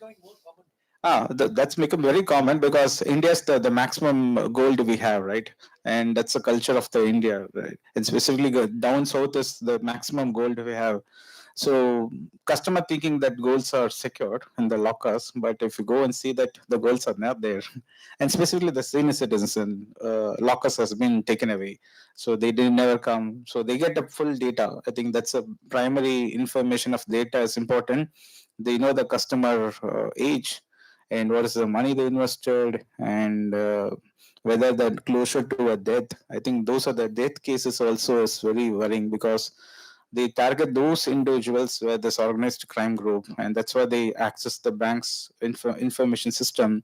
And most of your intel people helping them, that's what I've been giving some indication to you.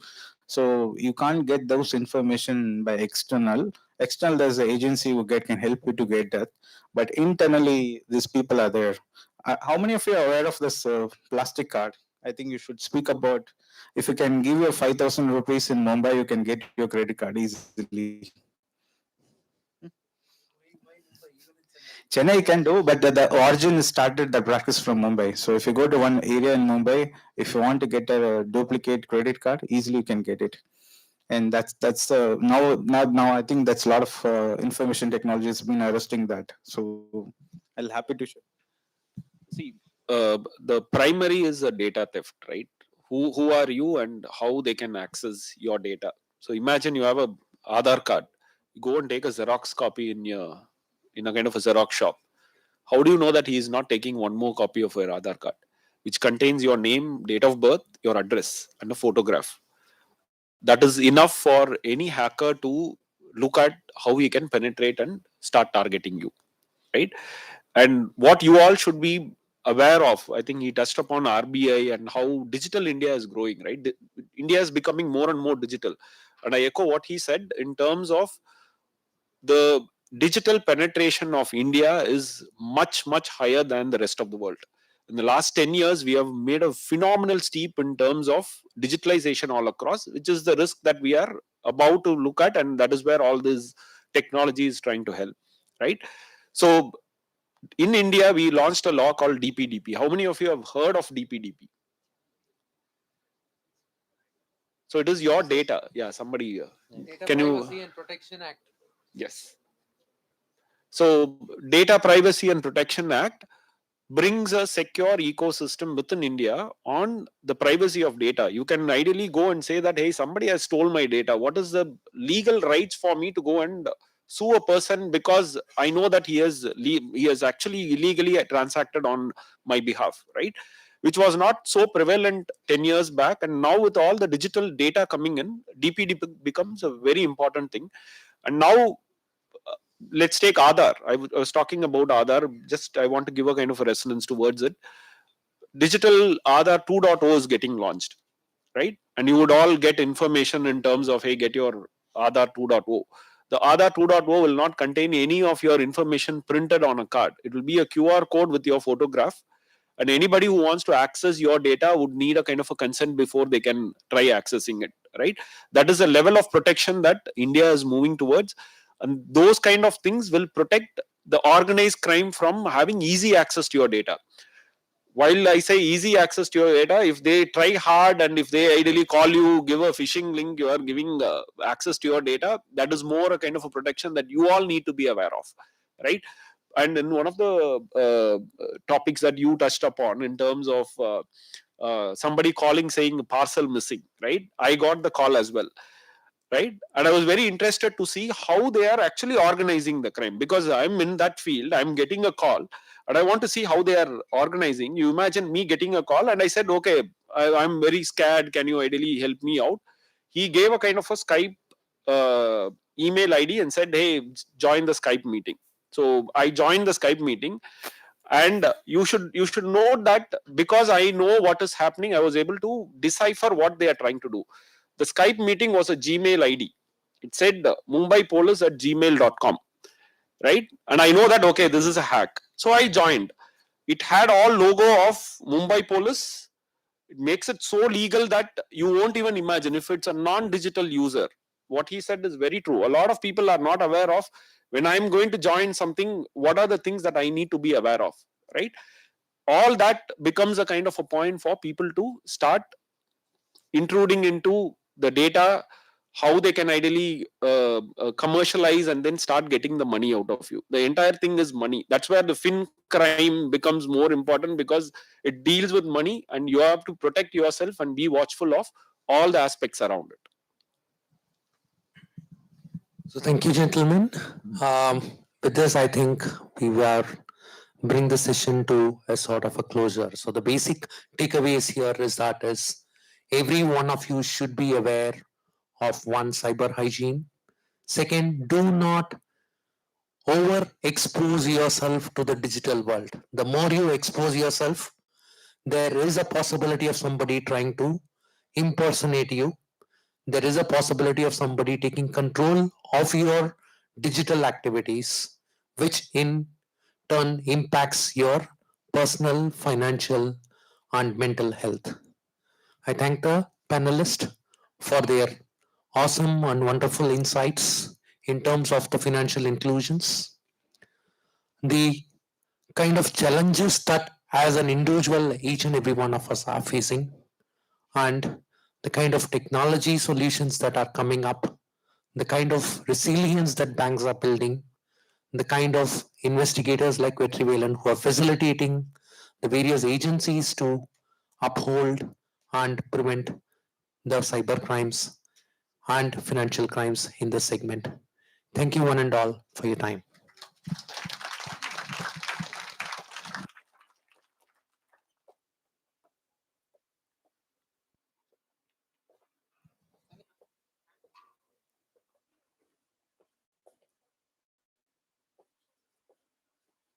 Check. Thank you so much to our panel members. Participants kindly make the note of the venue.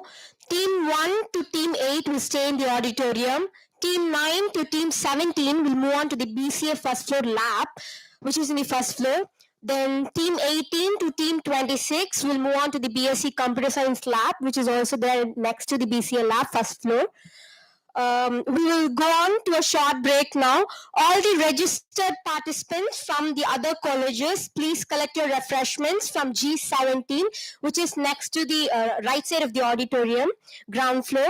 Our student volunteers will help you go out. I request every participant to come back sharp at 12:55. Yes, thank you. Sorry, 11:55. There also a request that our college participants and students to stay in the auditorium. You can go to the break now.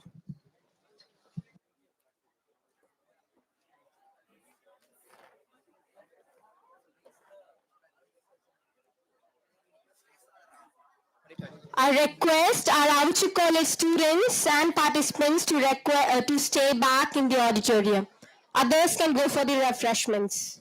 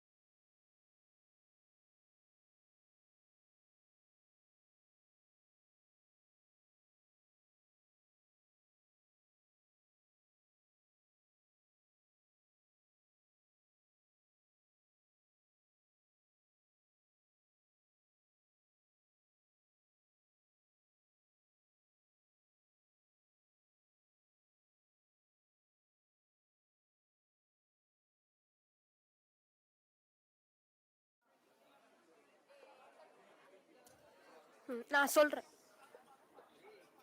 I'll tell you.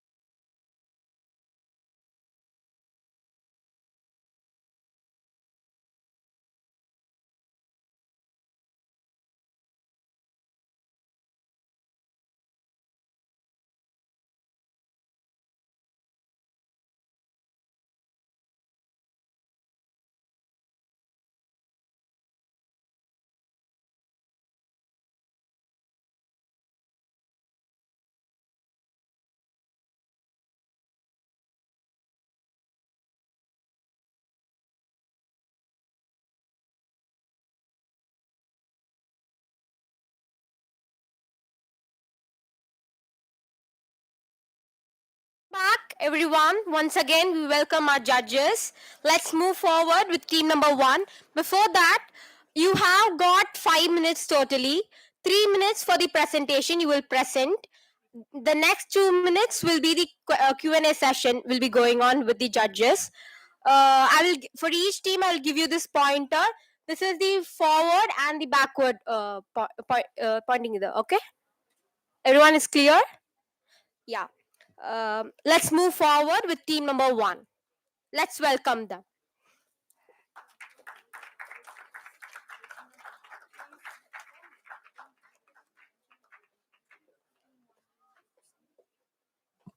I also want to mention that every team don't need to mention their colleges. You can just introduce as team number 1. Okay, you don't need to mention the colleges.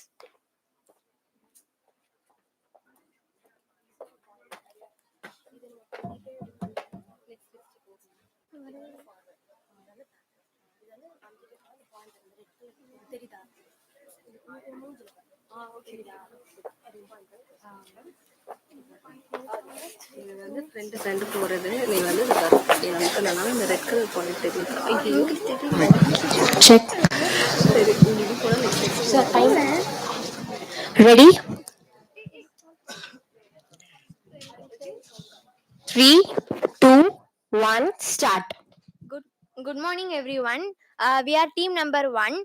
Our project name is Smart and Secure System. It is an AI-based ATM security system using wearable technology.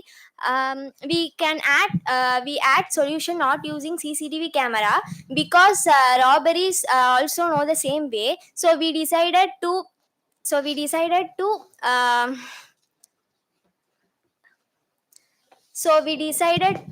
Protect money compartment if the money compartment if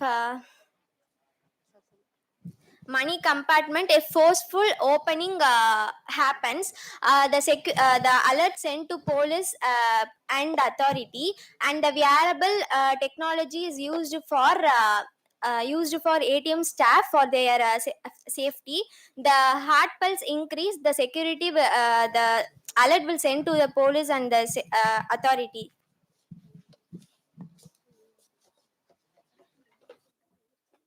Good day, everyone. Good day, everyone. As followed by my friend, this is about hybrid system.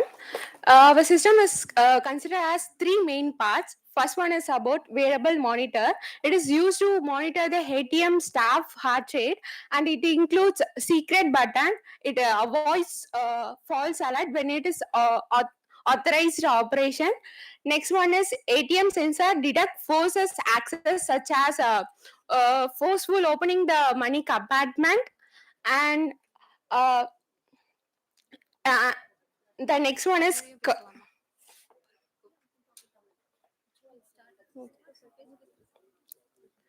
and cloud is used to manage data. If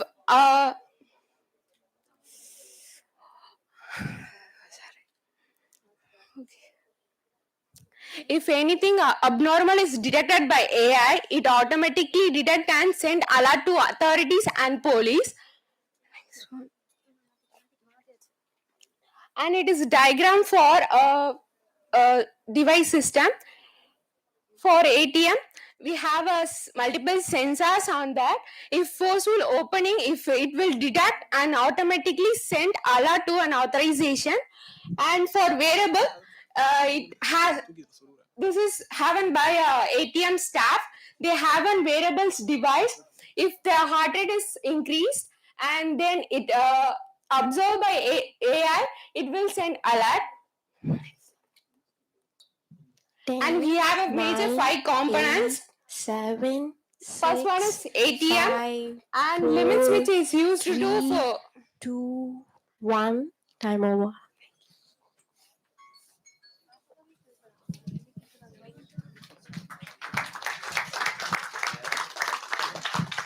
Sorry, a good presentation. So who's going to wear this? The security guard, or when you say staff, can you elaborate a bit around it? Sir இது வந்துட்டு isolated பிளேஸ்லலாம் ATM robberies நிறைய நடந்துட்டு இருக்கு sir. So அவங்க வந்துட்டு மோஸ்டா வாட்ச்மேன்ஸும் இருக்க மாட்டாங்க. வாட்ச்மேன் இருந்தாலும் அந்த டைம்ல அந்த மேனுவல் ஸ்விட்ச் அவங்களுக்கு ஆன் பண்றோன்றது கான்சியஸ்னஸ் இருக்காது. ஸோ அதுக்காக நாங்க என்ன பண்ணிருக்கோம்னா, மோர் தென் அந்த ஹார்ட் ரேட் வந்துட்டு இன்க்ரீஸ் ஆயிட்டே இருந்ததுன்னா மோர் தென் 3 minutesல அது ஆட்டோமேட்டிக்காவே வந்துட்டு மெசேஜ் சென்ட் ஆயிடும். Heart rate, like who's going to wear watchmen, ATM watchmen, ATM watchmans? Okay. And also refill பண்ண வருவாங்கல்ல சார் மணி, அந்த டைம்லயும் மோஸ்ட் ராபரிஸ் நடக்குது. So they also have that. And அவங்க கிட்ட வந்துட்டு ஒரு சீக்ரெட் பட்டன் இருக்கும் தட் யூஸ் டு, இப்போ அந்த சென்சார் டிடெக்ட் பண்ணிட்டே இருக்கும். மணி உள்ள ஃபில் பண்றதுக்கு முன்னாடி அந்த சீக்ரெட் பட்டன் ஆஃப் பண்ணாமோட தான் டிடெக்ஷன் ஸ்டாப் பண்ணும். Or else it's considered as abnormal is happening. Okay. Is it more a prevention, or you're ideally alerting the police? Because there are two aspects, right? Preventing the robbery, or you're predicting a robbery, saying the heart rate increases, it alerts the police where they can come and stop the robbery. So what is your point இப்போ of robbery prevention? நடந்துட்டு இருக்குன்னா கொஞ்சம் முன்னாடி decision எடுத்தா போலீஸ்க்கு alert கொடுத்து பண்ற மாதிரி. Okay. For the security inside the ATM machine, we have created a fire sensor because அங்க மணியும் இருக்கும் டிவைசஸும் இருக்கும். ஸோ அதுக்காக வந்துட்டு நாங்க சின்ன ஒரு டெமோ வச்சிருக்கோம், காட்டலாமா sir? Before that, So how this wearable device is going to intimate to your police, or how this alert is goes to them? Sir நாங்க வந்துட்டு Because most of our wearable device, right, it has its own, it's a own device, it's connected with our mobile, right? So how you feel this solution will help to give an alert to your agencies or police so that they'll get to know, okay, there's something going to happen? Sir, it is own design, sir, because wearable device la we use ESP32. It is a main controller, as well as ATM machine ESP32 நாங்க use பண்ணுவோம். Using cloud அது வந்துட்டு communicate பண்ணிக்கும். So it is a designed one, not ordinary watch. Okay, so you mean to say this watch is given to all their people of Yes. and it'll get alert to your or local police station or whatever. That's Yes. And what will be the technology for that people to receive this alert from the police station?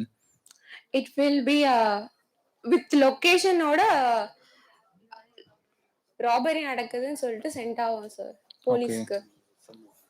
Okay. Okay, thanks. Thank you.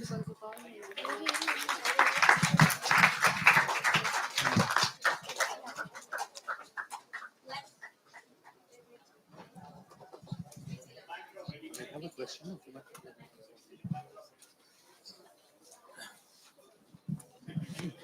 Check.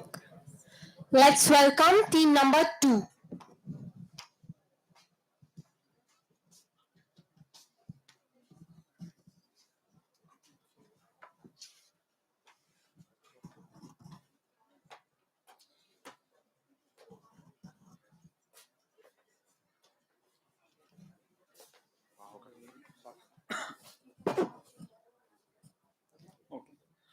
Good morning, guys. I'm Karthik, and this is my teammate Kavin Balaji. So, our idea is FraudNet X.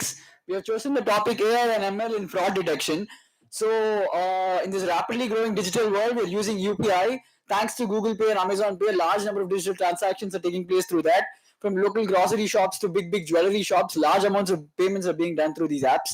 So, that requires a need to ensure these apps are safe and secure for the users. So, next slide, please.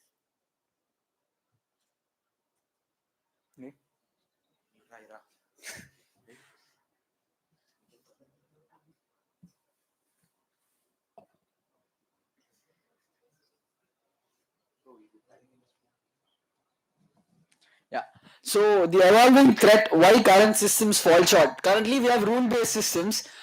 RBI has mandated the use of Mule Hunter AI, which only reports and does not prevent the mule scam from taking place. It just prevents it, alerts regarding financial institutions. So limited capabilities of the systems because it doesn't detect new financial frauds like zero-day frauds, because they need to be known beforehand for that system to identify rule-based systems. Whereas our AI aims to detect zero-day frauds using fingerprinting technologies and other AI-based model training, self-supervised learning. So sophisticated emerging threats with evolving digital transactions, new methods of strategies deployed to commit financial crimes. So synthetic identities are nothing but using fake information and original information like Aadhaar card information to create bank accounts and commit financial crimes. And AI-driven scams like deepfake, as sir mentioned, deepfake and voice cloning are used to gain unauthorized access. And we also use mules. So mules, as I said, is a account which is illegitimately used by someone else to commit financial crimes like money laundering. Next slide, please. So our AI aims to prevent these scams from taking place, and it also employs network level intelligence because financial fraud cannot take place with a single account. It requires multiple accounts. So these multiple accounts can be uncovered using AI ML strategies, which can discover hidden patterns, anomalies, and any defects. So we also aim to scale it to a large scale for India's rapidly growing banking landscape. It monitors around 100 million digital transactions per day. Next slide. So our AI is an autonomous AI. You need not do anything. You just need to integrate it with the financial institution. It can unmask the financial fraud networks, previously known networks, and other anomalies or patterns. And real-time prevention. It does not require any human intervention. It takes place directly. whenever it confirms it is a mule or a scam or a fraudulent activity, it can real-timely block or freeze accounts without human intervention. Next slide, please. So this is our architecture. We've used GenAI self-supervised learning so that whenever new scams come forth, we give the model basic normal regulatory regulations and how user activity takes place, how financial transaction takes place normally. And whenever it finds any anomalies, it can detect and it can develop new strategies because self-supervised learning allows it to detect and develop new strategies for counteracting against these new financial scams. And graph-based neural networks are used. Graph-based neural networks are used to visualize complex relationships, patterns, and defects, which is very difficult to do in traditional methods. So this can be used to uncover hidden patterns. And so real-time transaction monitoring is also there. Okay.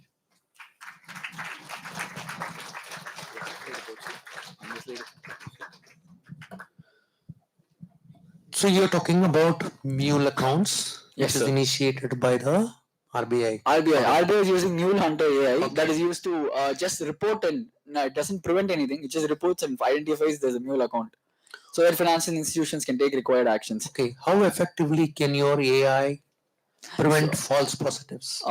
So my AI can prevent false positives because it uses fingerprinting technology, which can identify users uniquely and track their behavior across various financial platforms. So that helps you to monitor their users' behavior regularly. So if it finds any anomalies or any disruption in the normal flow of activities, it can find that it is a takeover of the account or a mule being taking the account being used for mule activities. And it reduces the false positives because it regularly monitors the user, and it is not done by a human. You need not waste resources on that. AI does it for you. So if it finds any anomalies by comparing with the regular pattern, if there's any disruption with the normal current situation in the normal activity, it automatically freezes or blocks the account. What happens if an active account is used as a mule account? Yes, sir. If an active account is used as a mule account, and if it monitors it, it already has monitored the user's regular activity.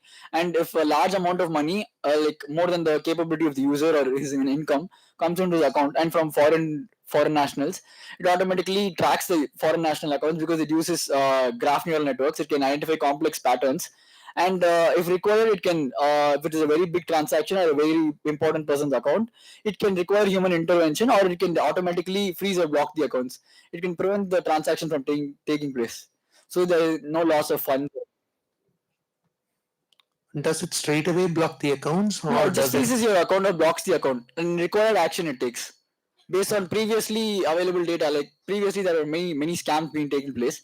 So at that time, what did the RBI do, or what did the bank do? Did they block the account or freeze the account and take the required action? Because we train it with the we train it with the data, right? Previous scam data and banking data.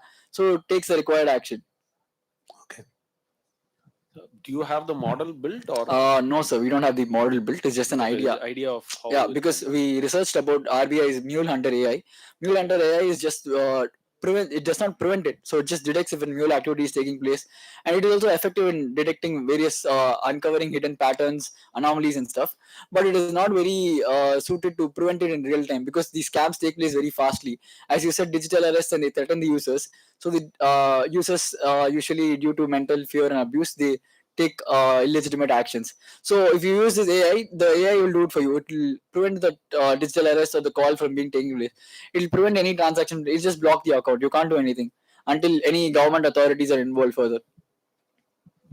So just one question. So when you say that it will block account, so I mean, should not there be a human person also involved in this? Because when you're directly blocking it as such, then No, sir, let's it say when is it's a- blocking it because it doesn't want any loss of funds. So if an illicit transaction is taking place, it has already been trained with previously available data. So at that time, what the bank has done, if an illegal transaction is being taking place, some amount of money has been dispatched from the account, the bank will automatically freeze their account or block their account to prevent any further losses, right?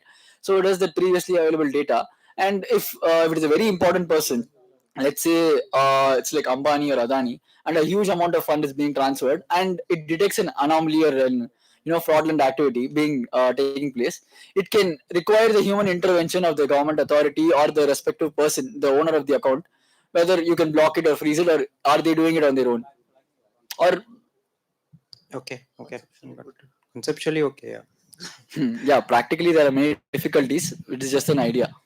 Yeah, well, see, I like because blocking an account is not possible in India, and there's a regulation, right? You need to get a permission from the highest authority, RBI and No, CBI, sir, and it's I'm proposing an idea to Huh. transform the future of the security of banking. Conceptually is okay, but reality, our regulatory system does not allow because there's a Because these frauds take place very fastly. We cannot stop them if we. It'll take a lot of time to reach the higher authorities or RBI or anyone.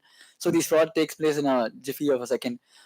So if we use these previously available data, how banks have reacted to the previous scams, it can possibly take the required action, right? Like freezing the account or stopping the transaction, something like that, or because alerting the user. It can be a flag. It can be a flag for us to see that okay, there's a potential red alert for us to see whether we need to block it or it can transfer. alert the required bank. Real world, it doesn't allow us to block it because from the customer angle, regulatory angle does not allow to get into regulatory non-compliances. Yeah.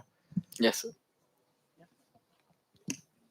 Thank you, sir. Thank you. Thank you, guys. Sorry, before that, we have a question from our online mentor, Alexander sir. That is, will the alert be a call or SMS?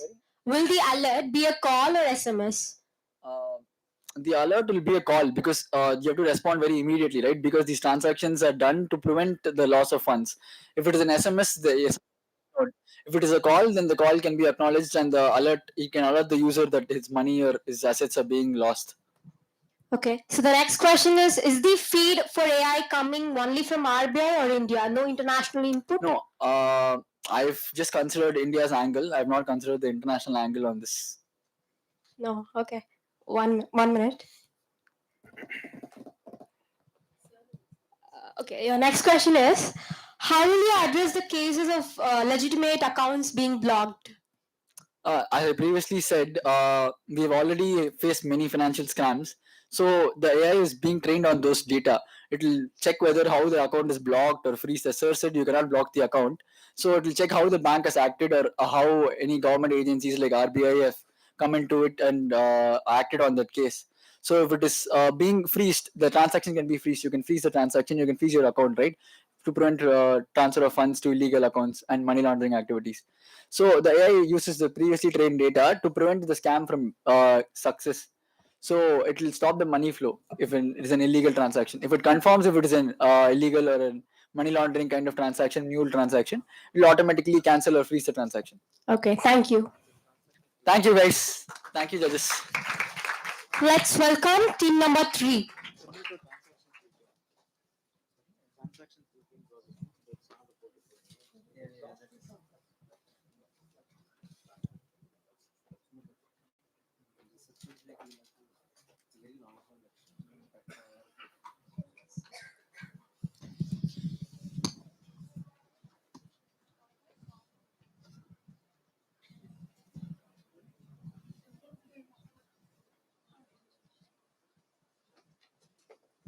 Your time, ready?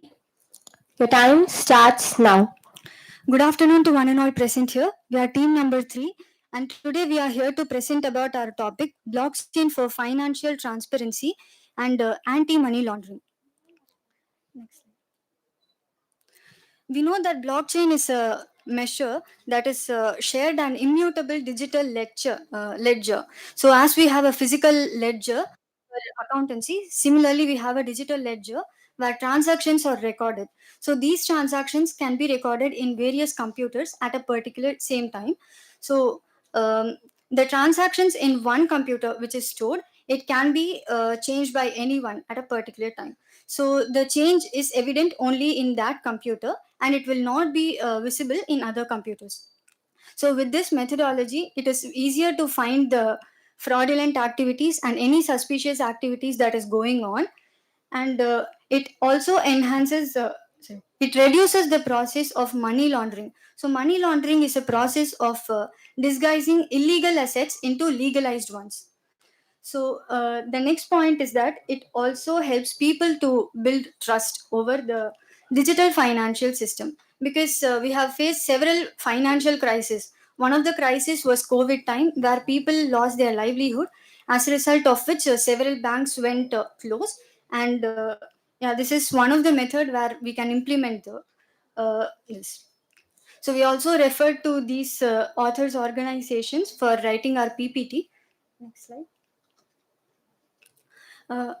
As we said, money laundering is the process of disguising illegal assets into legalized ones. We can classify the process of money laundering into three different stages. The first stage being placement, second one layering, and the third one integrating. Place one, Placement is the process of depositing smaller amounts into the bank, and through this method, the amount enters into the economy, and the major amount that is entered is the black money. And the layering is the process of where deposits are entered into multiple times, and it becomes difficult for the auditor to find the source code.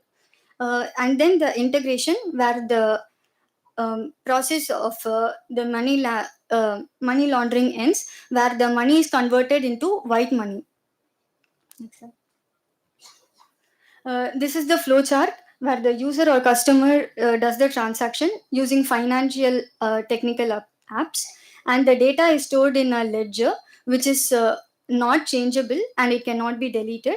And using AI monitoring system, the regulatory authorities such as RBI can easily implement this process. The rest will be taken by my friend. Okay.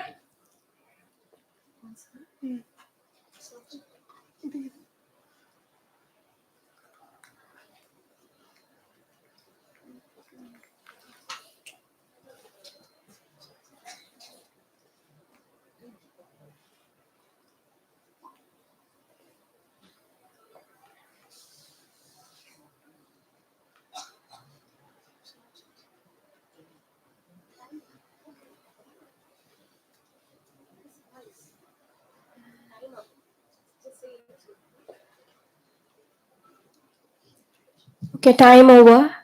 The next 2 minutes.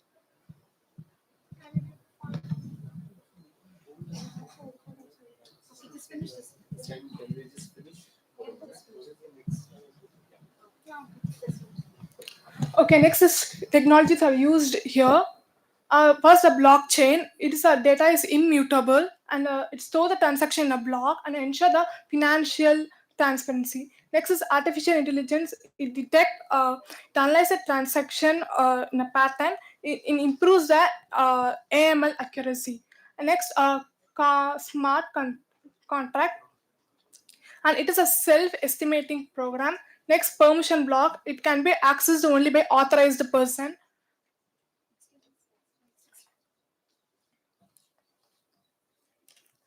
Next, we have given an idea about a future improvement like AI can be collaborate with blockchain with the help of the AML technology network. The workflow is high value transaction is recorded on temper proof on blockchain. Temper proof is nothing but does not change the data. And next is AI flag suspicious pattern with the help of the layering and the mule account. And third, regulating the alerts, and every single data can be alerted to the authorized person, then they can regulate the process and it will be easier to the companies. The future impacts of this, faster detection of money laundering and reduce the fraud in UPI and crypto and cross-border payments.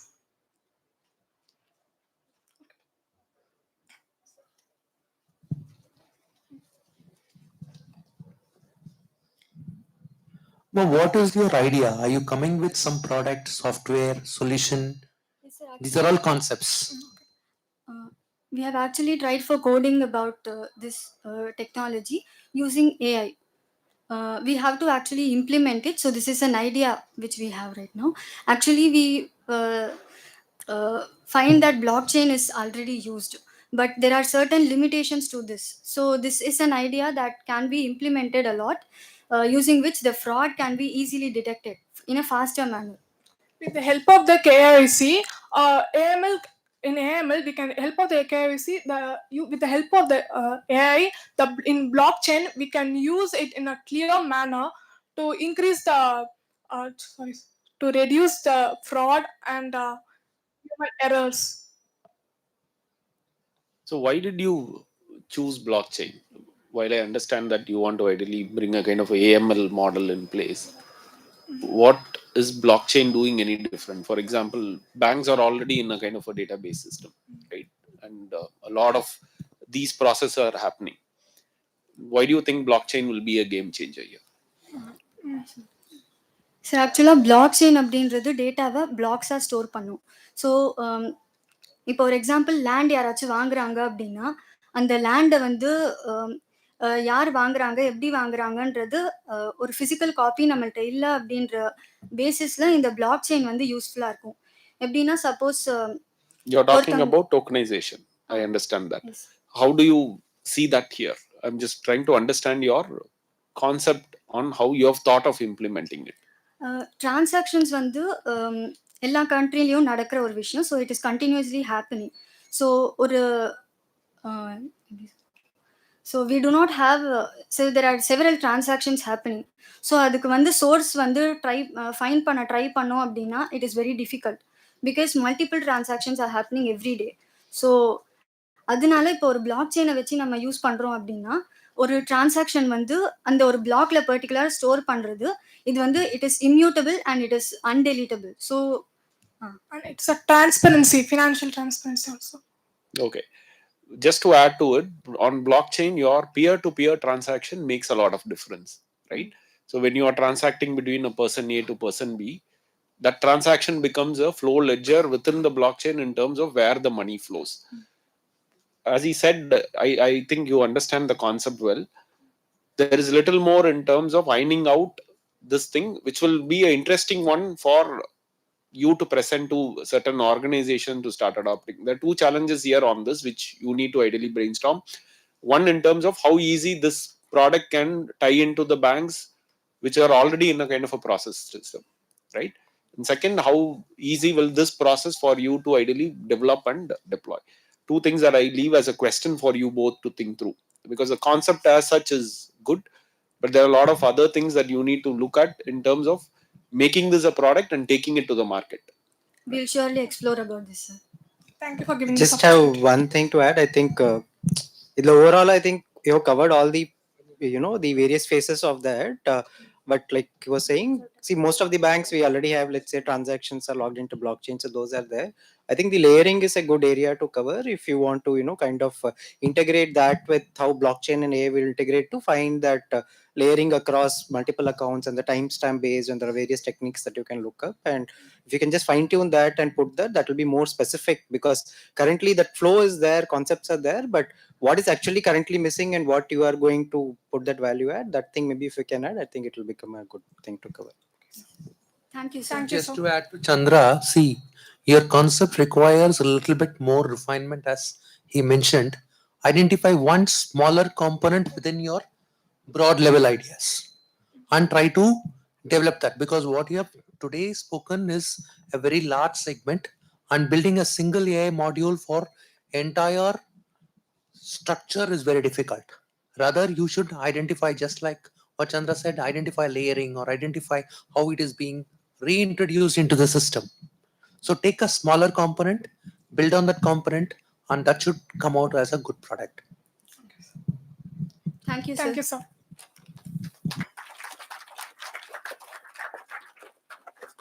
Thank you. Participants, please make a note. If your monitor is not moving to the next slide, it's because of your timeout. Okay. Let's welcome team number 4.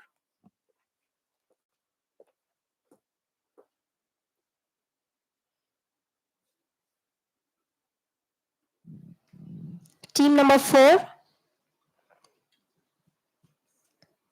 Okay, let's move on to team number 5.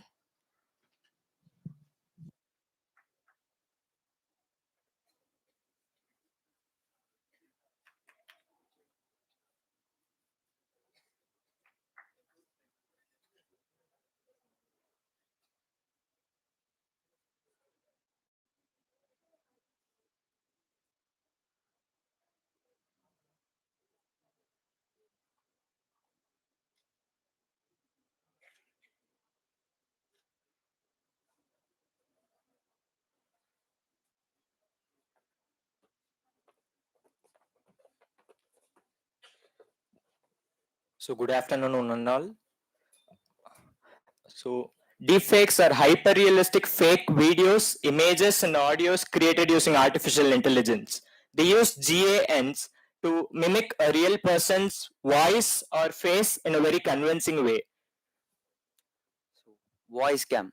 Voice scam, it is a fraudulent activity which is done through phone calls, that is AI generated or live, where the scammers trick us into revealing our personal, sensitive, or financial detail like banks, OTPs, passwords, impersonating like and trusted agencies like government agencies, banks, and etc. Cyber scam. Cyber scam is a deceptive scheme which is carried out through digital technologies such as internet, email, and social media, etc., with an intent of tricking individuals into giving away money and their personal information too. And this is in comparison between a real image and deepfaked image. And we have taken a real image of actress Tamanna and we have defaked it into actress Simran. And next we are going to see a voice deepfakes.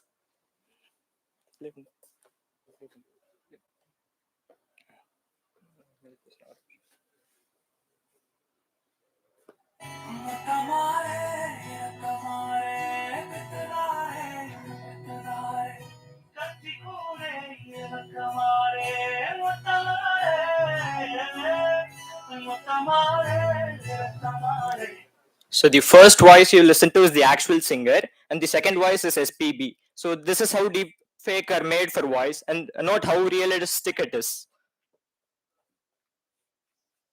Now, let us jump into real life problems of deepfake in Fincrimes. That is, in 2019, the scammers have impersonated voice of an CEO of an UK based company, where it was so realistic because of which the employee of the company was transferred around $243,000 to a fraudulent account. And again, in 2023, an bank employee who got faked because of a deep fake video call where the scammers pretended to be executives of the company, and because of which again they transferred around 20 million pounds. So how do we detect deepfake? So these are common factors to detect deepfake. For the first one is pixel distortion. And for the example, we have taken a photo of Lionel Messi and Shah Rukh Khan, and we have deepfaked it with a photo of Lionel Messi and Dr. Diwakar. Uh, So the first thing is pixel distortion. Pixel distortion is a slight disturbance in pictures that occurs only when it is captured through cameras. So we can note that to find if it is deepfaked or not. And the second thing is noise. Look how the second deepfake picture is way more clearer than the first picture. That is an indication that the picture is deepfaked. And unnatural shadows. Notice the shadow behind Dr. Diwakar. It is way more unnatural and abnormal as compared to the real one. Unnatural blinking and lip sync mismatch are common factors to indicate that it is a deep-faked video.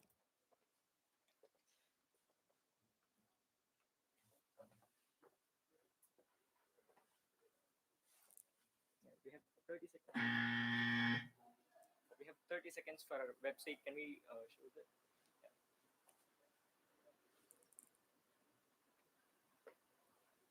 Using all this, we have built a website which detects with the image or a file which you upload is defect or not. In this, the homepage of our website, and after uploading your file, next one. After uploading your file, our website detects after analyzing what are the steps he said and says if it is a defect image or not. So yeah, absolute security is impossible and cannot be attained. But this is just a step towards eliminating deepfake scams. And this is just a website. And if this is successful, we'll be able to convert this into a software which can run in the back end of a computer to detect deepfake in real time. Thank you.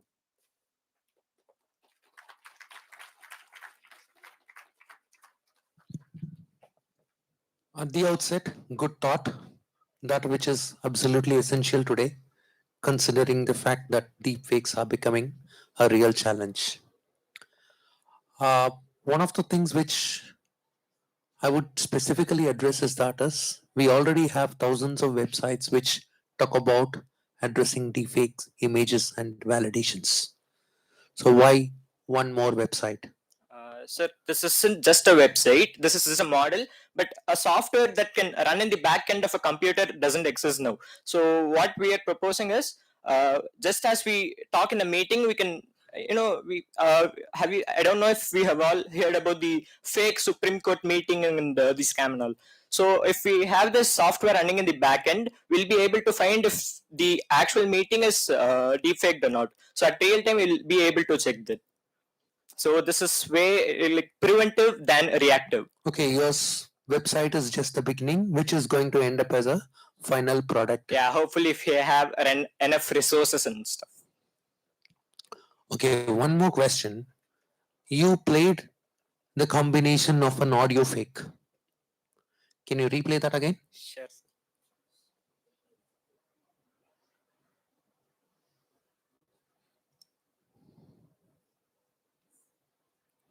Play the original, pause, then.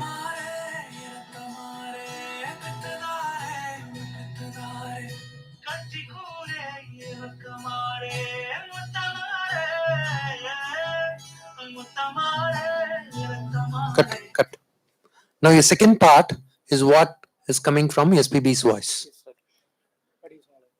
Now, how would your technology or your product disassemble this to show what is original, what is fake? Yes, sir. So the clarity, as you can see, no matter how costly the recording device we use is, we won't get as much clarity as deep faked images. So the noise, the background disturbances, or the pixel distortion will always be there in the real one, and this deep faked one will be way more clearer. So this will be too perfect to believe, and it may not be visible to the naked eye, but as we use AI in our software, it will be able to detect it. No, this is visible even to the naked eye. Your voice distortion in this case is visible even to the naked eye because the first audio synchronization is different from the second audio synchronization. No, yeah, this is visible now, but if we just play the second part alone, then we won't be able to differentiate it. Okay. Yeah, just had one point. Like I think, I mean, overall the technology itself, it was explained nicely, and overall how it can be implemented. But I think one thing which I'm probably not clear is whom you are targeting to sell, right? I mean, let's say if I am a bank customer and let's say financial product user, right? So so how will I actually use it? Let's say if I get a call from somebody, let's say usually bank agents call, right? So you won't have their original voice anyways. I mean, it's impossible to have that. So how do I actually benefit from that? I'm not So very clear. this is majorly, this can be used in corporates for meetings and all. Even in banks, the higher level employees can use it. So if I am in a meeting and if the other person is suspicious that it may be defect, then our software will be running in the background. So we'll get an idea if this is defect or not. I mean, we can't say it for sure, but it will give us a percentage of how defect it is. So we can get a fair idea if we can trust this or not. So answering your question, corporates are a target for now. Okay, corporates within the meetings. Yeah. See, largely this some organizations already have for their employee interview process, right? Most of their online teams are Zoom, right? It's already they have on a real time to monitor as the real natural person or someone is fabricated is coming. Second, within the corporate world, right?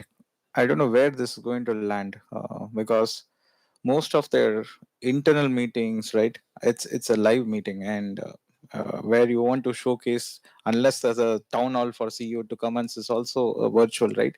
There, but what is the impact, right? Because of that. This can be used for client meetings if you're talking to them for the first time and they are scammers, like and then if they are attending it through a meeting, and then we'll be able to use this. So first time you're talking to someone, this may be useful. See, one, I'm not going to have a Zoom meeting. I'm going to ask the transfer money, because in real corporate world, all employees are aware of when the money has to transfer, right? Yeah, Specifically within the bank, it is as a workflow tools. any transaction. So see you overnight if I call and tell him that transfer money to this is very exceptional cases, and they will not do act on it. That's what they have a governance layer. There is a controls in place, and there's a back-end system, front-end systems. And the bank is so they have 140 applications if you want to make a single transactions. And if, for example, if it's a retail banking or corporate banking or if a wealth management, right? If you go all this, it's not over the call I can execute a transaction. And using this is within your domain also is not going to work like that model. So I'm just trying to appreciate myself where this is a problem statement, where is your solution going to fix the problem. So this can be used as a first layer of defense against it. If we can't completely rely on it, use it as a first layer of defense, and then we do our usual process in the backend. Okay. On the website, what kind of technologies did you use to develop? The website was developed. So we have just introduced a website and it's a starting stage. Like you need to upload an image or which you think it's a fake or real. That website is back and it run AI and it will detect is it a real or not. No. What kind of libraries did you use? I'm just little getting What, sir? one level deep. What kind of libraries you use to detect the noise pattern? I heard you saying a couple of times. Sir, we just use an AI, like backend AI, which detects if you upload something like in normal ChatGPT. If we upload something, it detects how much percentage of like. We have developed it in backend of an website, so it will be easy. What is your backend? Yeah. So when you said developed, so website is done So on we a have created a website. I just added the AI, like. What AI? Like AI is a very generic term, right? I'm just trying to understand. So we and have help not you out. fully completed it, sir. It's like Okay. an example. If this succeed, we can go to an implementation. Okay, fine. Yeah, thanks. See, I have a suggestion for you. Rather than trying to go to corporates to check their internal matters, your target audience should possibly be law enforcement agencies where they face cases of deepfake, either voice or photographs or videos, which would basically help them in detecting whether a particular case involved in deepfake technology or where somebody has been affected because of this. So that should be your target audience if you're developing a product. Yes, sir. We just said corporate for the first preference, and after this, just a corporate we can use for everything. Like it's like if we use like we locations we use like while using this app we give whatever app we go. We can keep this as a backend, and we can start like after starting this, we can detect whatever it is like. Not just a corporate, we can use it even for common people also. We set it for first preference. Okay. We have a question raised from Alexander sir, who is in online. The question is, who will be the users of this solution, and also how do they foresee banks using this solution? Okay, the users of the solutions are like agencies, sir said, like agencies will be like that. They might use this, like even we common people can use, like they say old aged people's get prefer or scammed using links and like right after going inside or using any apps like loan apps first allow we give for locations, right? So like this, if we develop this as that, it will also detect, right, it's it is fake or not. Okay. Like back and it will run to detect it. Okay. Thank you. Let's welcome team number 6.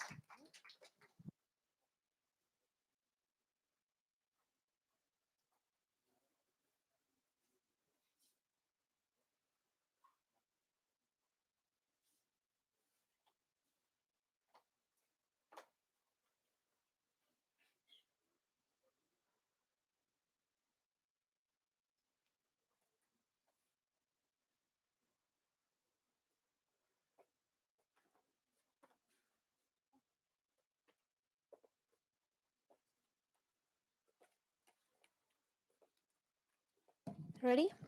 Your time starts now. Good afternoon to one and all present here.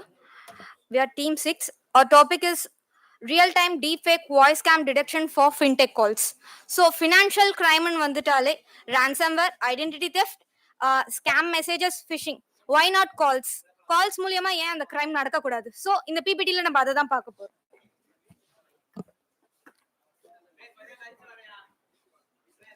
So நாங்கள் வந்து எங்களோட பிபிடியை வந்துட்டு ஒரு OTT platform மாதிரி display பண்ணுறோன்ற ஐடியாவில் வந்திருக்கோம். So first we go with what is deepfake calls. So first of all deepfake அப்படிங்கிறது ஃப்ராட்ஸ்டர்ஸ் வந்துட்டு ஒரு பர்டிகுலர் இண்டிவிஜுவலையோ இல்லை ஒரு ஆர்கனைசேஷனையோ டார்கெட் பண்ணி அண்ட் அது அவங்க கிட்ட இருந்து கிரெடென்ஷியல்ஸ் வாங்கி அது மூலயமா ஒரு ஃபினான்ஷியல் கெயின் பண்றது தான் வந்துட்டு டிஃபேக் இன் ஃபின்டெக் கால்ஸ். ஸோ யூசருக்கு வந்துட்டு அவங்க அக்கௌண்ட்ல இருந்து அமௌண்ட் போற வரைக்குமே ஸ்கேம் ஆயிருக்கோங்கிறது அவங்களுக்கு தெரியாது. அண்ட் செகண்ட்லி டீஃபேக் வந்து எப்படி ரைஸ் ஆகுது ஃபின்டெக் கால்ஸ்ல அப்படிங்கிறது தான் second slide. So most of the fraudsters வந்து ஏஐ யூஸ் பண்றாங்க because in this generation AI விட பெட்டரா வந்துட்டு வாய்ஸ் க்ளோன் பண்ற ஒரு டிவைஸ் ரொம்ப சீப்பராகவும் அண்ட் ரொம்ப பெஸ்டாகவும் கிடைக்குது. ஸோ யூசருக்கு வந்துட்டு பேசுறது ஏஐயா இல்ல ரியல் பர்சனா அப்படிங்கறத ஐடென்டிஃபை பண்றதே ஒன் ஆஃப் த டிஃபிகல்டிஸா இருக்கும். And thirdly why AI detection is required. அதாவது ஏஐ முள்ளாலதான் எடுக்கணுங்கிற மாதிரி ஏஐ டிடெக்ஷனை ஒரு ஏஐ டிடெக்ஷன் டூல் வச்சுதான் நம்ம வந்து ப்ரிவென்ட் பண்ண முடியும். ஸோ ஃபர்ஸ்ட் எந்தெந்த சர்க்கிம்டன்ஸ்னால நம்ம இதெல்லாம் இது பண்றோம் அப்படின்னா ஹியூமன் இயர்ஸால ஃபர்ஸ்ட் ஐடென்டிஃபை பண்ண முடியாது. And other authentication mechanisms OTP pins மற்ற செக்யூரிட்டி இதெல்லாம் வந்துட்டு சொல்றது வெப் யூஆர்எல்ஸ் மெசேஜஸ்ல வந்துட்டு செக்யூரிட்டி ப்ரொவைட் பண்ணுதே தவிர வாய்ஸ் கால்ல வந்துட்டு எந்த ஒரு மெக்கானிசம்ஸும் வந்துட்டு செக்யூரிட்டி ப்ரொவைட் பண்ணல. So proposed solution voice guard AI. So இது ஒரு one of the security measures, just an idea. Voice guard AIன்றது வந்து ரியல் டைம்ல ஒரு security measures fintech or banking கால்ஸ்ல கண்டினியூஸா அது டிடெக்ட் பண்ணும், அனலைஸ் பண்ணி டிடெக்ட் பண்ணும். இன்கேஸ் ஏதாவது suspicious or real or fake அப்படின்றத டிடெக்ட் பண்ணி உடனே அது வார்னிங் மெசேஜ் வந்து கொடுக்கும். வார்னிங் பாப்அப்ஸ் ஆர்கனைசேஷன்லயா இருக்கட்டும் ஆர் யூசருக்கா இருக்கட்டும் வார்னிங் பாப்அப்ஸ் கொடுக்கட்டும். இது எப்படி வந்து யூஸ் ஆகும் நார்மலா? இப்போ வந்து ஒரு யூசருக்கு fintech calls or banking related calls வருதுன்னா தே டோன்ட் நோ தட் அது ரியலா ஃபேக்கா அப்படின்றது தெரியாது. ஸோ வாய்ஸ் கார்டு ஏஐ உடனே வந்து பேக்ரவுண்ட்ல ரன் ஆக ஆரம்பிச்சிடும். லைக் அதோட ஸ்பேம் ரிலேட்டடா OTP URL request urgency tone இதை நீங்க சீக்கிரமா பண்ணுங்க அப்படின்னு சொல்ற ஏதாவது டோன் ஏதாவது வருதா அப்படின்றத வெரிஃபை பண்ணி தென் அந்த காலரோட பேக்ரவுண்ட வெரிஃபை பண்ணும். ஸோ அதுல ஸ்பேம் ரிலேட்டடா ஏதாவது அவங்களோட பிளாக் லாக்ஸ் ஏதாவது இருக்கா அப்படின்றத வெரிஃபை பண்ணி then it will generate a popup for banking செக்டார்ஸ்க்கும் சரி யூசர்ஸ்க்கும் சரி ஜஸ்ட் ஒரு வைப்ரேஷனோ பாப்அப்போ ஆர் எனி மெசேஜோ அது கொடுக்கும். இதோட இம்பாக்ட்ஸ் நார்மலா யூசர்ஸ்க்கு வந்து யூசரா இருக்கட்டும் fintech or banking related so அந்த மாதிரி ஓகே சோ என்ன மாதிரியான இம்பாக்ட்ஸ் யூசருக்கு நார்மலா இருக்குன்னா OTP related URL or impersonate calls கிட்ட இருந்து அவங்க ப்ரிவென்ட் பண்ணிருக்கலாம். நெக்ஸ்ட் டிஜிட்டல் பிளாட்ஃபார்ம்ஸ் மேல வந்து யூசருக்கு நிறைய ட்ரஸ்ட் இருக்கும். பேங்கிங்ஸ் அண்ட் ஃபின்டெக்ஸ்க்கு வந்து ரெப்புடேஷனல் டேமேஜ் இல்லாம இருக்கும், ஃபினான்ஷியல் லாஸ் ஆர் இந்த மாதிரி இருக்கிறதுனால அவங்க வந்து லைக் ப்ராப்பர் ஸ்டாண்டர்ட்ஸ்லாம் யூஸ் பண்றாங்கிற ஒரு ட்ரஸ்ட் வந்து கஸ்டமர்ஸ்க்கு இருக்கும். ஸோ அவங்களுக்கும் அது பெனிஃபிட்டா இருக்கும், அவங்களோட ப்ராஃபிட் அதனால இன்க்ரீஸ் பண்ணலாம், கஸ்டமர்ஸோட நிறைய வந்து இன்க்ரீஸ் பண்ண முடியும். ஸோ அது கொஞ்சம் சேஃபரா இருக்குன்றத ஃபீல் பண்ண வைப்பாங்க. So that's it. Thank you.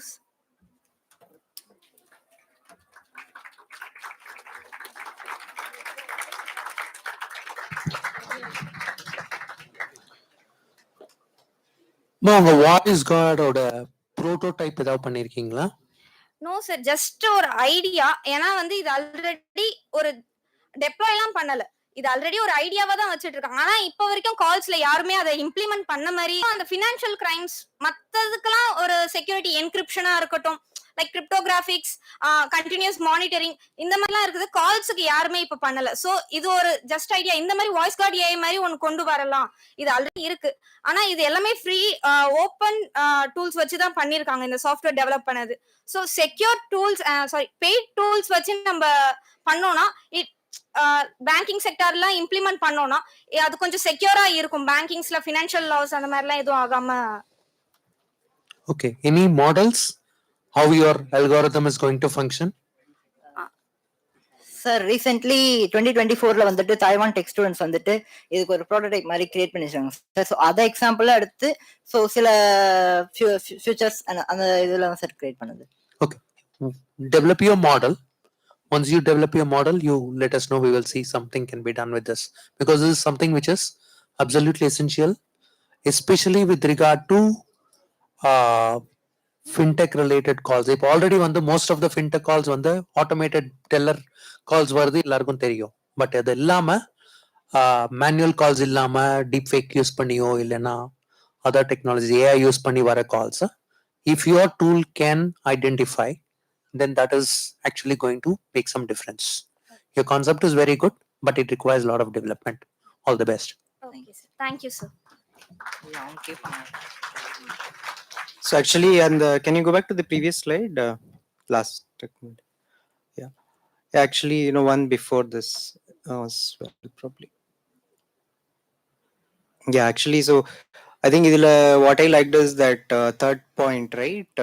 Detects deepfakes and scam language, because see, verum deepfake which is very difficult to show whether the person is a scammer or not, right? But on the voice pattern is actually the language pattern is very important to identify that, because typically, like you said, and the scamster patterns will be same. They will ask for something, then they won't ask OTP, like they will build your trust and then do that. So that's actually a good thing.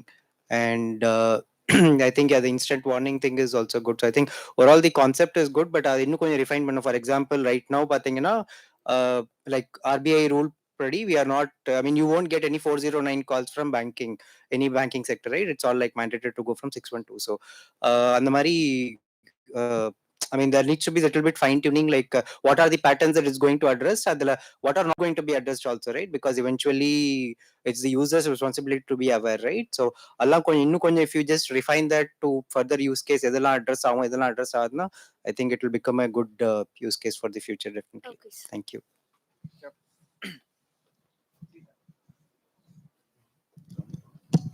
See, the idea is good, but the voice card solution, if you want to think that OTP, I just want to know how that, because most of the financial institution does not give OTPs in voice, so they don't encourage, and it's not happening also. So if it's OTPs, one of a scenario in your voice card, you're going to filter those. So OTPs is genuine or not genuine, right? It's not happening in the practical world. Second thing is what he mentioned about the builder model and algorithm. It's more important because how it works in the end user perspective. Because in a real time, whether we can monitor the clock calls in your phone is something you need to do a double check on your solution, how it's work. Because practically a lot of difficulties are there. You will not get real time because of the try requirements and other requirements.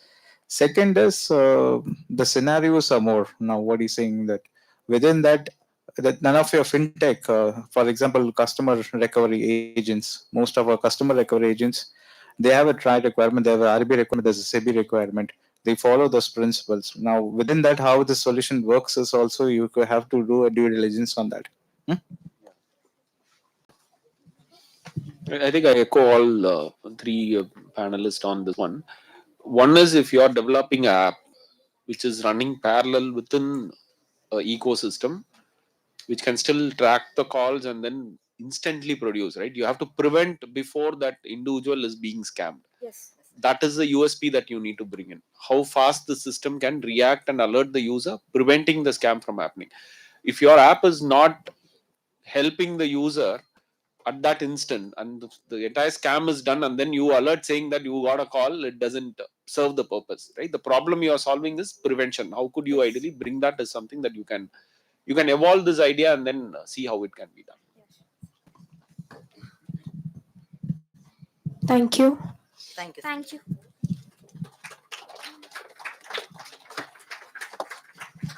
Let's welcome team number 7. Thank you.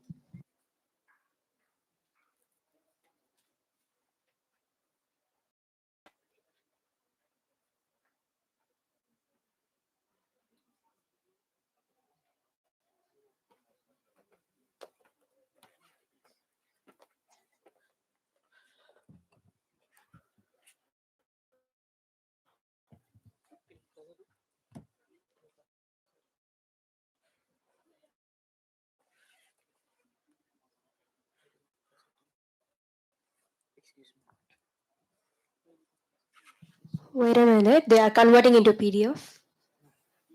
PPT, sorry. Yeah.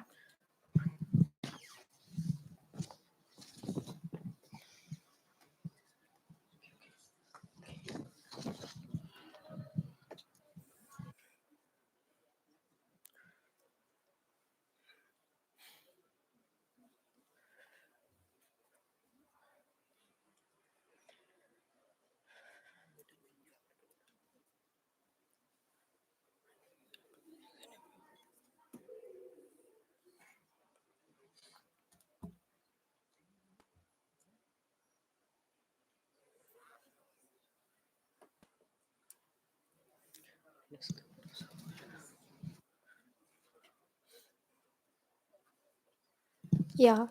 Your time starts now. Good morning to the respected judges and everyone present here. DeepSeek voice scams allow criminals to sound like our parents, parents, friends, and bank officials. Even authorities create panic and force people to lose money within minutes. This is not just a technical problem; it's a financial risk and an emotional trap and a major challenge for public safety. Through our idea, we trap, we aim to show how threats can be detected and prevented to in real time.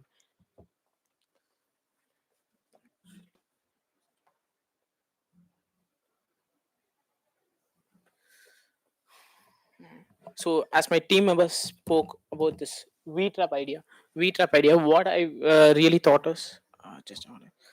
So today cyber criminals don't break doors, they break the trust of the people. With just few seconds of audio from a phone call or a social media, they can easily clone a human voice and create scams that exactly sounds like our parents, colleagues, law enforcement, banks officials, and etc. So what my VTrap idea is, how the VTrap works is like in real time. First, I turn into three intelligent layers. The first one, it performs it performs voice forensic analysis, breathing patterns, frequency distortion, and emotional consistency to detect AI generated voices. And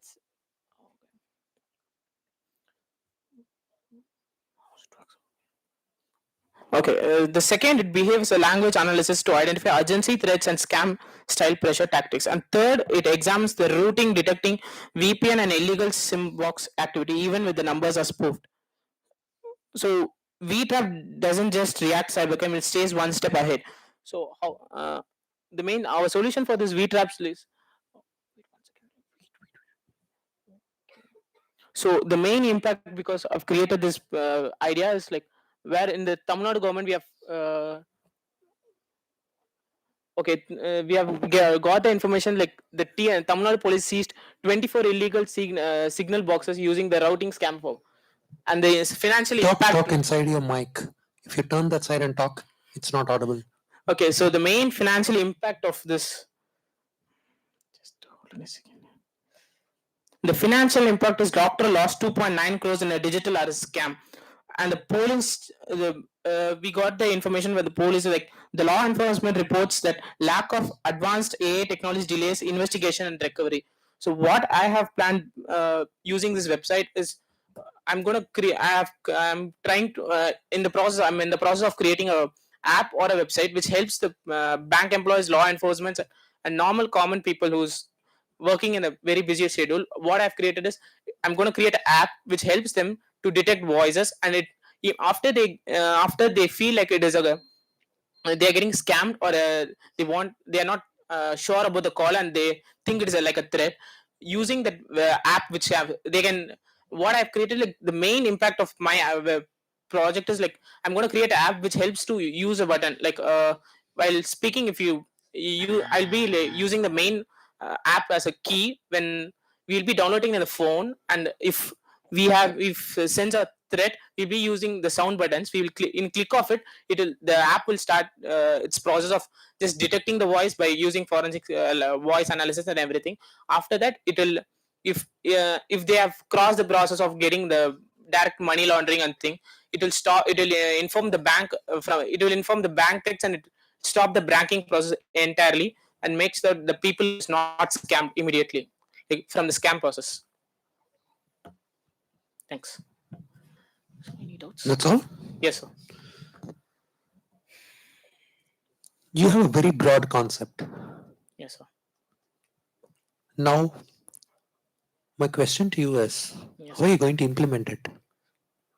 So, how are you going to get real-time data? You're asking somebody to listen to a voice, then upload it to your whatever app or solution. no, sir, I'm not going to upload it, sir. It will be we'll create apps, sir, where immediately the app will be detecting our entire phone details. Like it will be Or detecting the voice. does it mean that you want every individual in this country to download your app and keep on their phone, so that every time a scammer is going to make a call, your app is going to work at the back end, and then it is going to tell them whether it is a fraudulent call or not.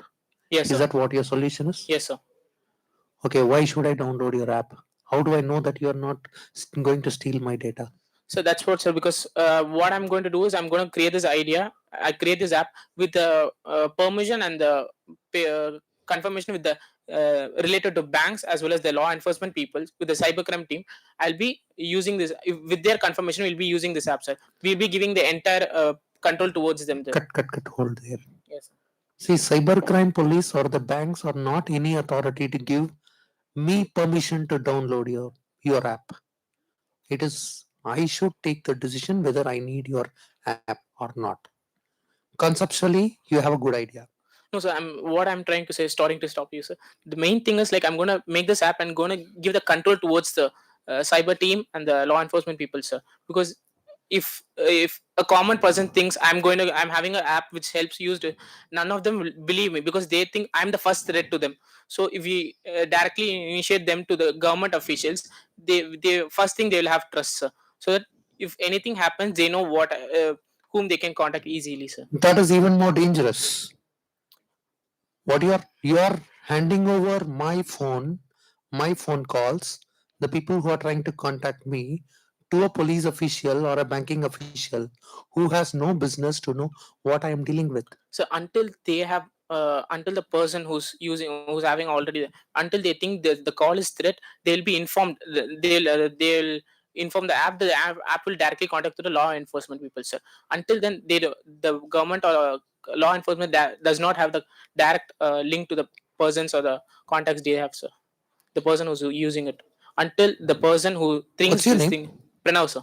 Pranav, your idea is a very good idea, but your approach is not the right approach. Okay, sir.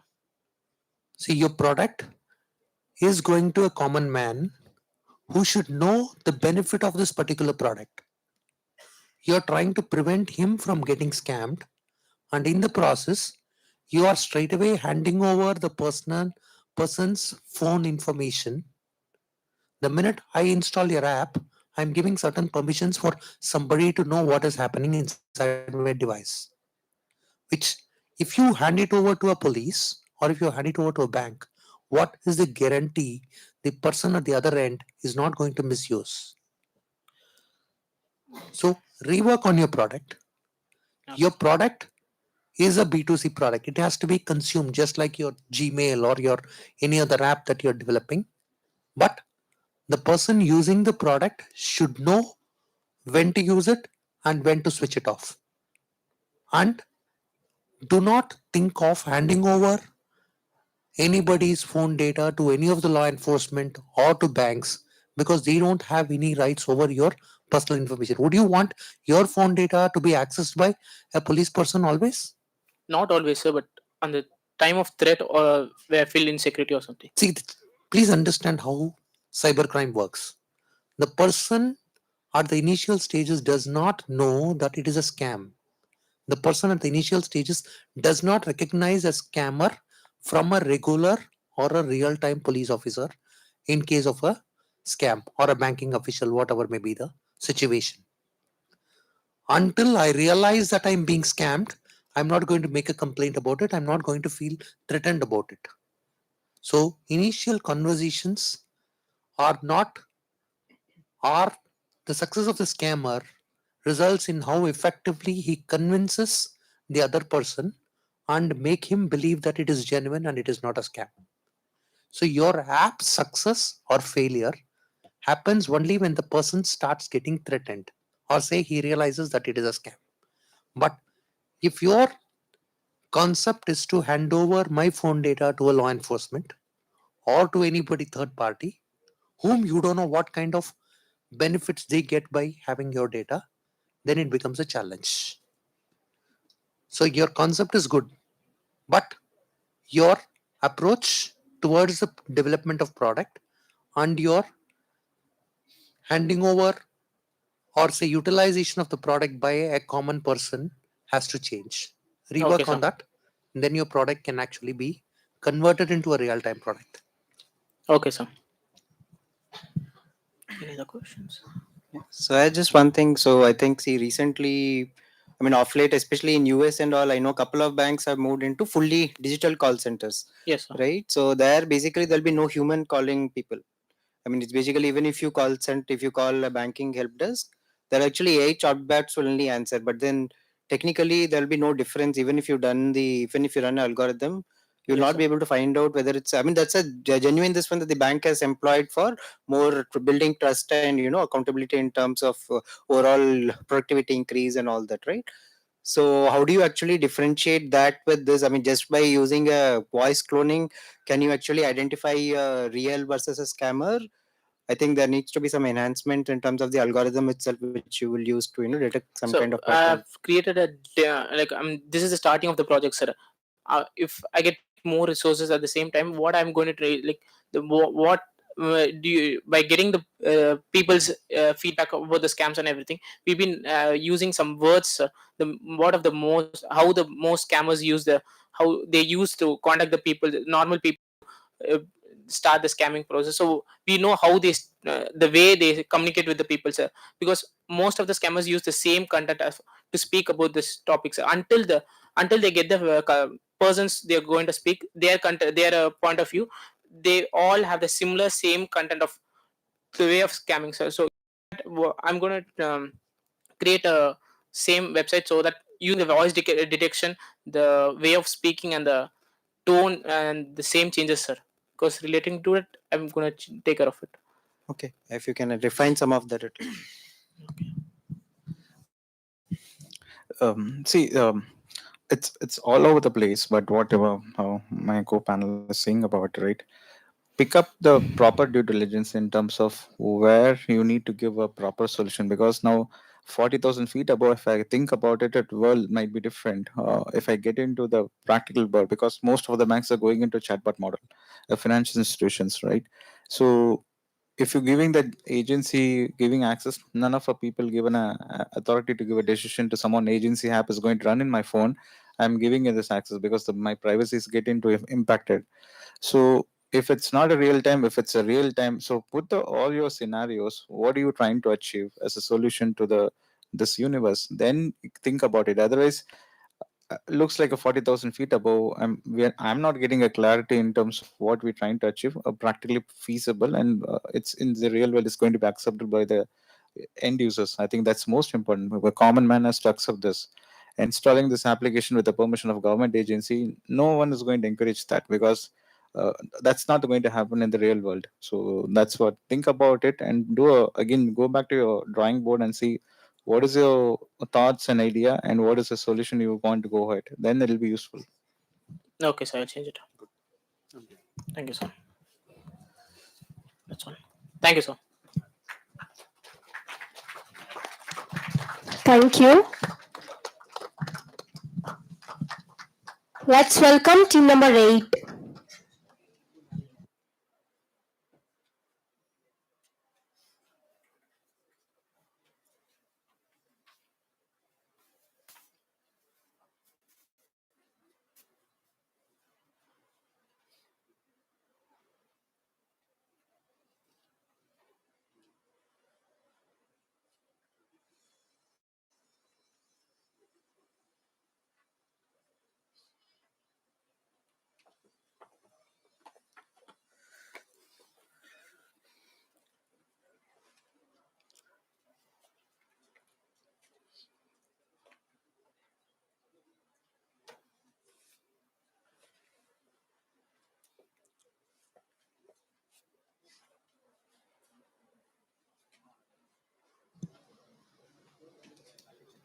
Let's wait a minute as they change the PDF to PPTs.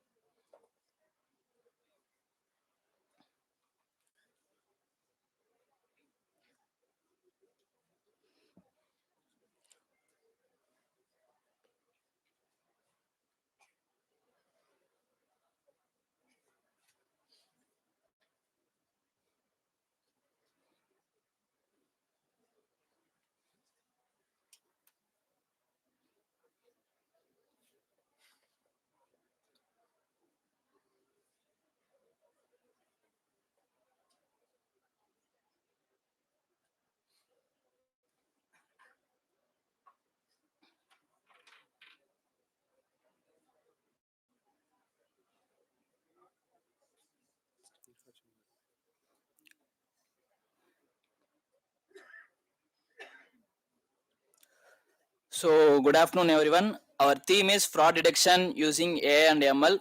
So, our idea is true user.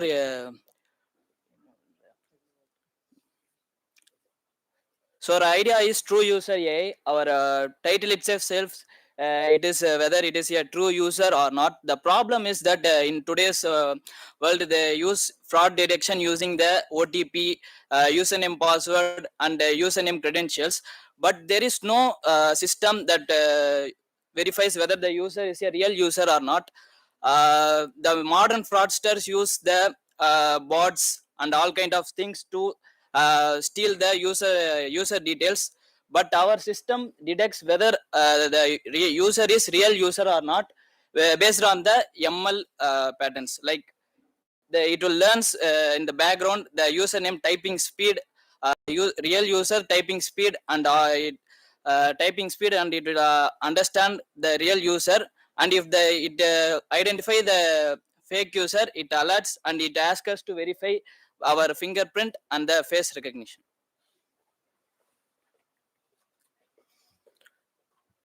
Of this system is nothing but we can integrate it in banking and UPI apps and e-commerce apps and the government portals. Through this, we can stop the remote access scams and account takeovers and prevent identity misuse during the login and verification in the websites. The model used here is Siamese network, drift detection, anomaly detection, and behavior embeddings.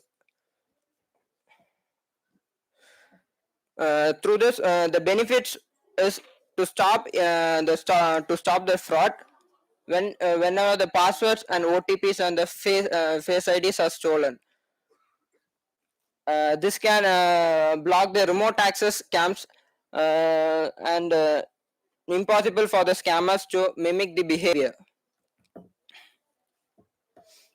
Now, my friend will say the demo flow of this. Demo flow which shows the true users of the firstly it shows the firstly it shows firstly it sees the database of the AI, which takes from the normal user by the user real time using the by texting typing by using the screen time, and when the user is used to access through that. The nextly, when unauthorized access to users, when unauthorized access comes in, it it it prevents and it alerts the user on the real time. So we conclude that the true user can only access through this. Thank you. Sir, sorry, we have a video presentation.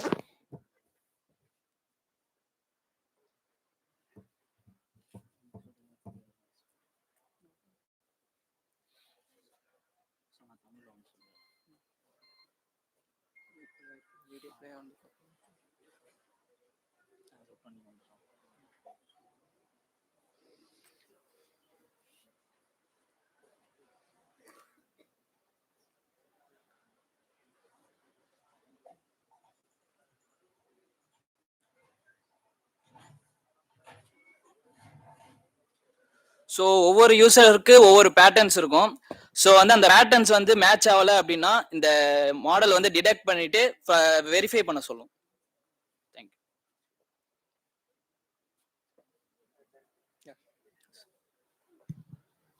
So I had a question. So உங்க இதுல வந்து if say I am the user, now if I install, the scammer will not be using my phone to access anyways, right? So I mean, I'm still not getting how the block will actually happen. No, sir. Actually, the system works on the back end of every application and websites. So, if an unauthorized access they use remote access scams. Can you go back to your flow that you had a flow, right, which showed that how things will work?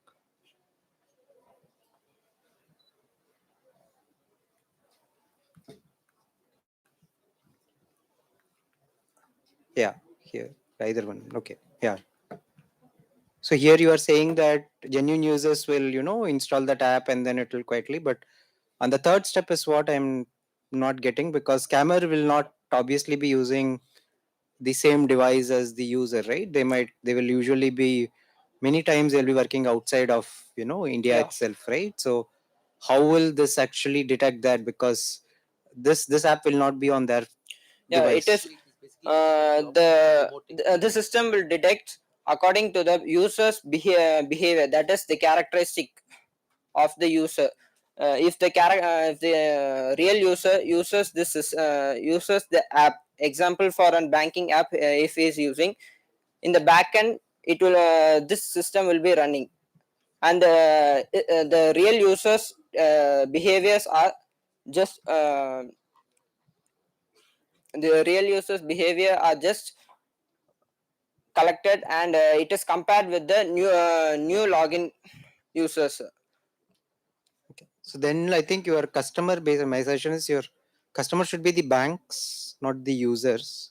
So because banks is what you will give this, let's say I type, I don't know, let's say 60 alphabets per minute means that is the information you should be supplying to bank, so that then they can detect the anomaly and take the action, right? Because user is like you can get the input, but then the fraud detection itself has to be done at the fintech platform. Yeah. Yeah. Okay. So I Machine think learning model learns, sir. yeah, it's a good idea, but I think you need to work through refining this, right? As he said, this will be more fitting into a bank website if you're giving this as a kind of a tool to a bank. And most of the times, the hackers ideally come through different VPNs, right? You as a user, if I'm a banking user, the banks will obviously know I will be logging mostly from Chennai. So my pattern in terms of where I log in, how frequent I log in, all those are user patterns that the banks can easily identify. If you're bringing that along with a robotic, I think when you say typing rhythm, you ideally would have visualized a robot doing a kind of a auto login kind of a process, right? You have to bring all the personalized dimensions of data, which will help the users still be real users will still be able to log in, and kind of hackers be prevented from using it, right? Most of the applications, when you look at it, it should not cause a kind of a experience issue for a user. Sometimes you will really get frustrated if I am typing fast and then your application says, boss, I think you're a hacker, and then stop it, right? So you need to ideally refine this a bit more in terms of dimensions of data that you can bring in, which can personalize and identify the real user versus hacker. Okay. Sir, it has it will verify, sir, if it typing speed fluctuates. It will verify using the face recognition and the fingerprint whether it is a real user, or so that a real user can log in, sir. There is a option, sir, and the machine learning learns the patterns of the real user, sir.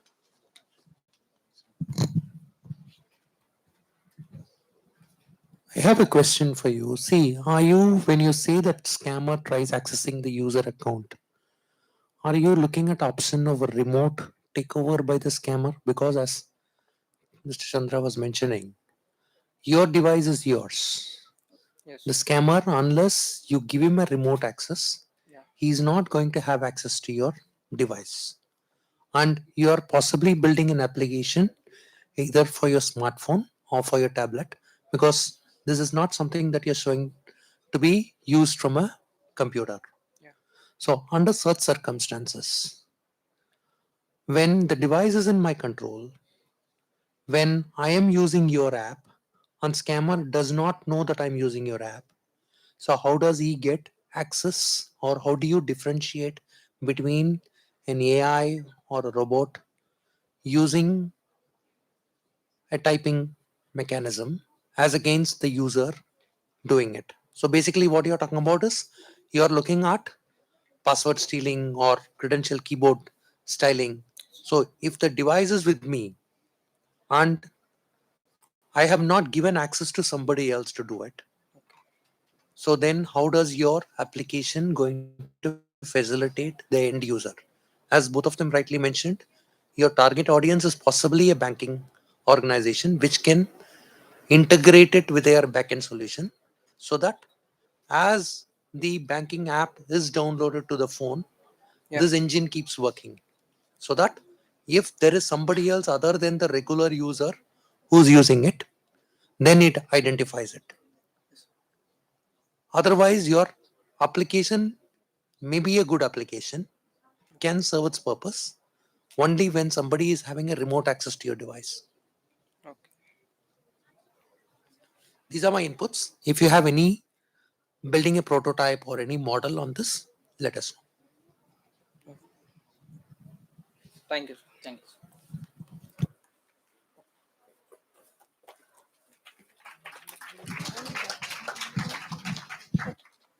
Thank you.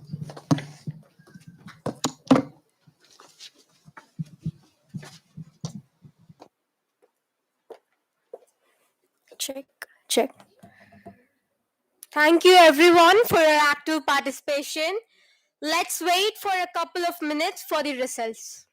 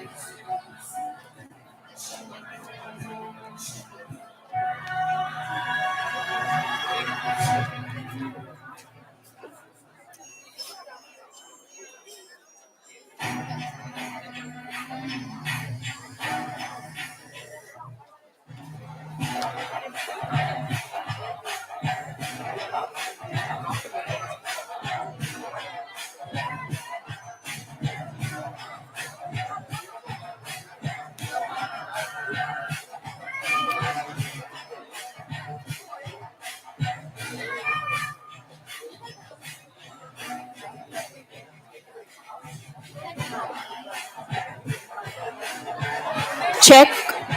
I request every audience to be seated, please.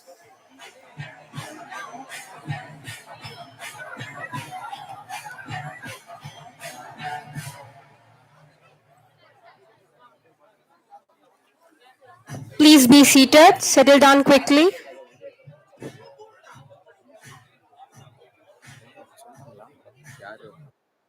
அது நான் வந்து உங்களை கூப்பிட்டு ரெடியாக இருந்துக்கோங்க Srinivasan sir இது பண்ணேன் நான் வந்து நான் அதை கூப்பிட்றேன் ஐ நவ் இன்வால்வ் டிகிரிஸ் கலைபூதி ஆனர்ஸ் அவங்களே சொல்லியிருக்காங்க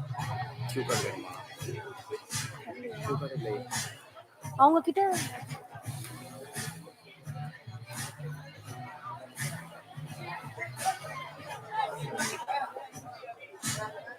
I repeat, I request every audience to kindly be seated.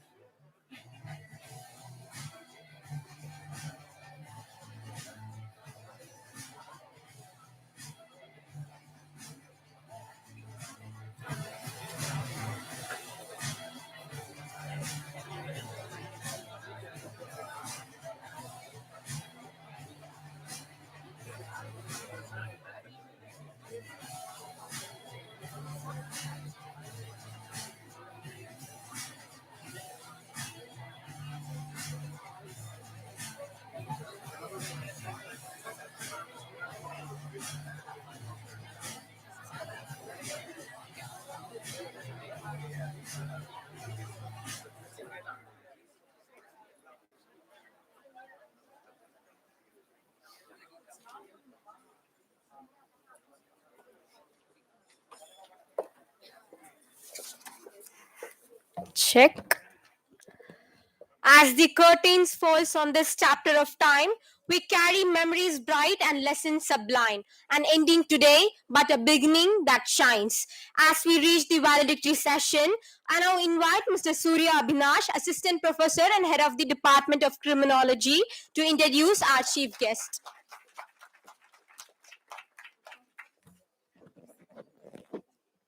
Good afternoon, everyone. It is with great pleasure that I stand before you today to introduce our esteemed chief guest, Dr. M. Srinivasan, a distinguished academician, researcher, and a leader in the field of criminology. Dr. Srinivasan is currently a professor in the Department of Criminology at the University of Madras. Over the years, he has earned recognition for his academic excellence, leadership, and contributions to the field of criminology. His expertise spans a variety of areas, including criminal justice systems, money laundering, terrorism, juvenile justice, and human rights, all of which have made a significant impact on both national and international platforms. Beyond his academic and administrative roles, Dr. Srinivasan has been awarded prestigious honors for his research and teaching, including the Dr. S.S. Srivatsava Award for Excellence in Teaching and Research in Criminology by the Indian Society of Criminology. He was also awarded a Max Planck Scholarship to pursue research on combating money laundering, the experience of European countries at the Max Planck Institute for Foreign and International Criminal Law in Germany. His expertise has taken him to international forums as well.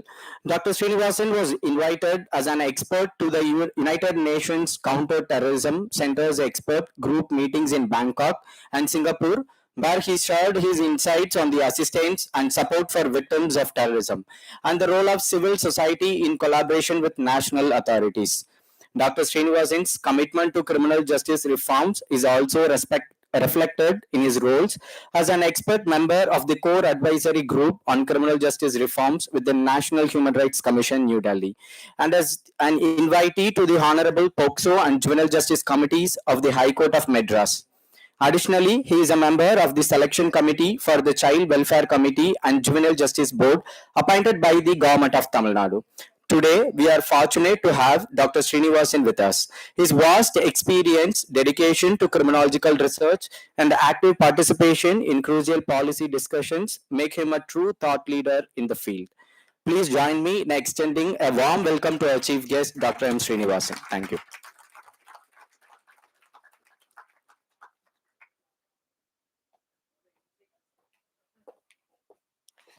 I request our Secretary, Mr. AVMK Shanmugam Sir, and Principal Ma'am, Dr. N. Boma Ma'am, to please come to the stage, along with Srinivasan Sir.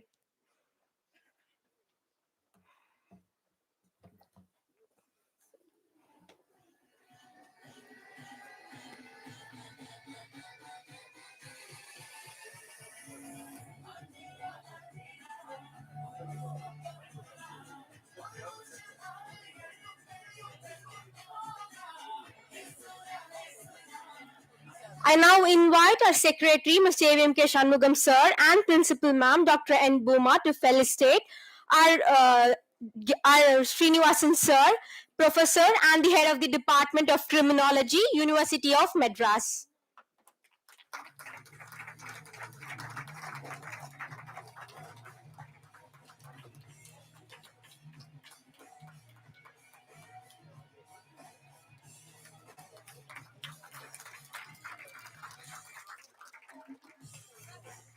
Thank you, dignitaries. I now invite our chief guest, Dr. M. Srinivasan, Professor, Department of Criminology, University of Madras, to deliver the valedictory address.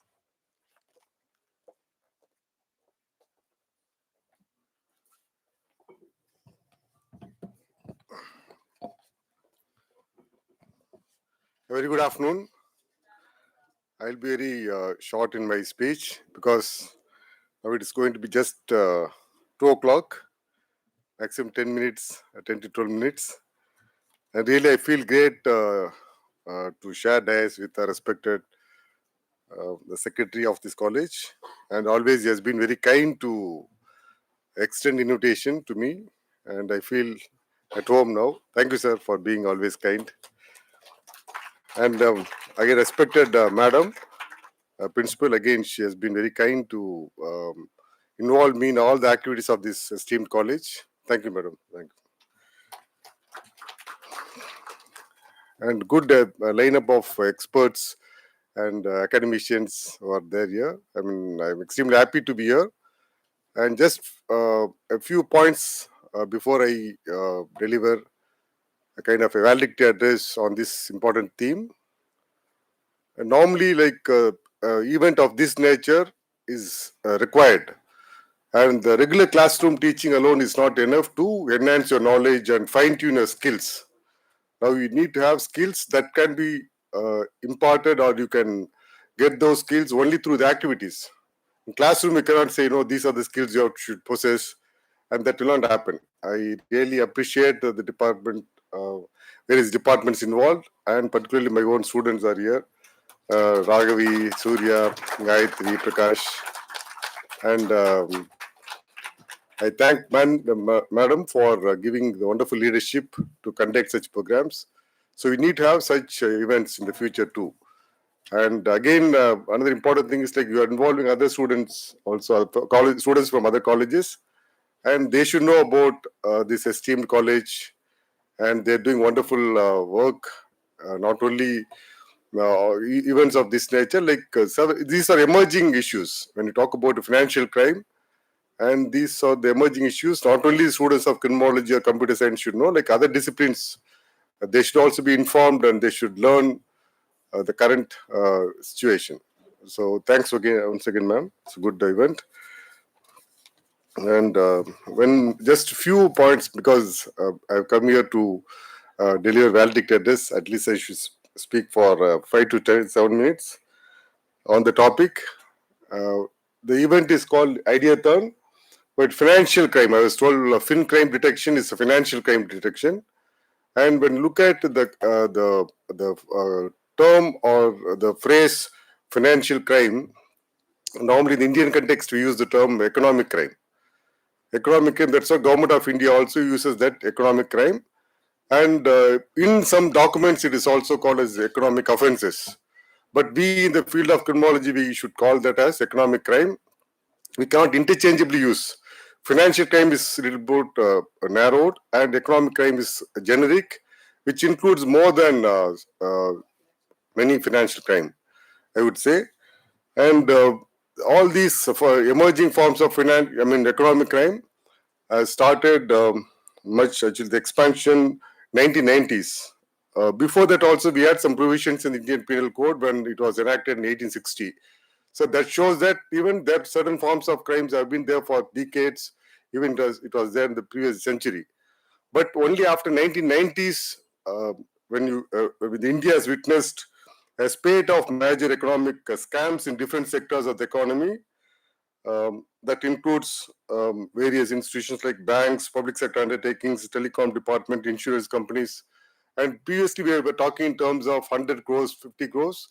And since 90s, actually, people started talking about the scams of thousands of crores, starting from Ashit Mehta scam, that through Telgi scam, that the amount involved was 33,000 crores. You can't even imagine.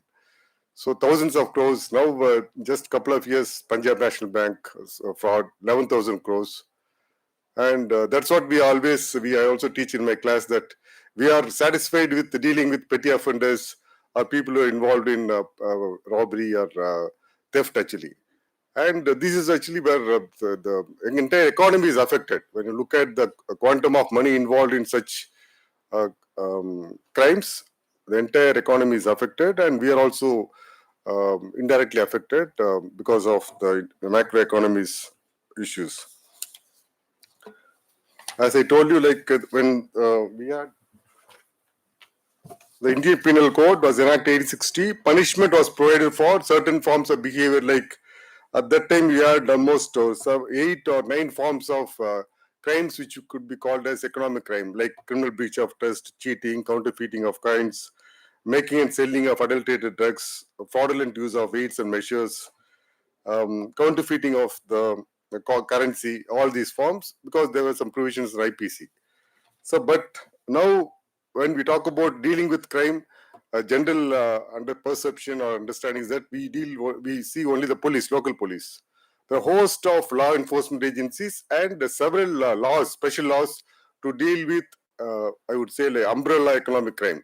I would just read out few forms of crime, then you will try to understand economic crime or financial crime, what we think is not the only forms of crimes. For instance, it's again a Government of India classification, and if you see the statistics published by Government of India, it gives interesting statistics I would just like to share at the end of my speech here. And when you talk about, there are 23 or 24 forms of economic crime in the Indian context. And we have so many laws, special laws, and we have so many enforcement agencies too. For instance, tax evasion is also a form of economic crime for which Income Tax Act is there. Enforcement agency is Central Board of Direct Taxes. If you take money laundering, we have Foreign Exchange Regulation Act and Prevention of Money Laundering Act of 2002 and Director of Enforcement. You have, for example, bank frauds. We have some provisions IPC, but even CBI has jurisdiction, local police has jurisdiction, and state vigilance departments also have jurisdiction. And if you take, for example, insurance frauds and state police, CBCID and CBI, several agencies, and we have some provisions in IPC. If you take illegal foreign trade, we have Import-Export Act and Directorate General of Foreign Trade. So I can list out, there are 24 such agencies, okay, to handle all these forms of crime besides the local police, besides CBI.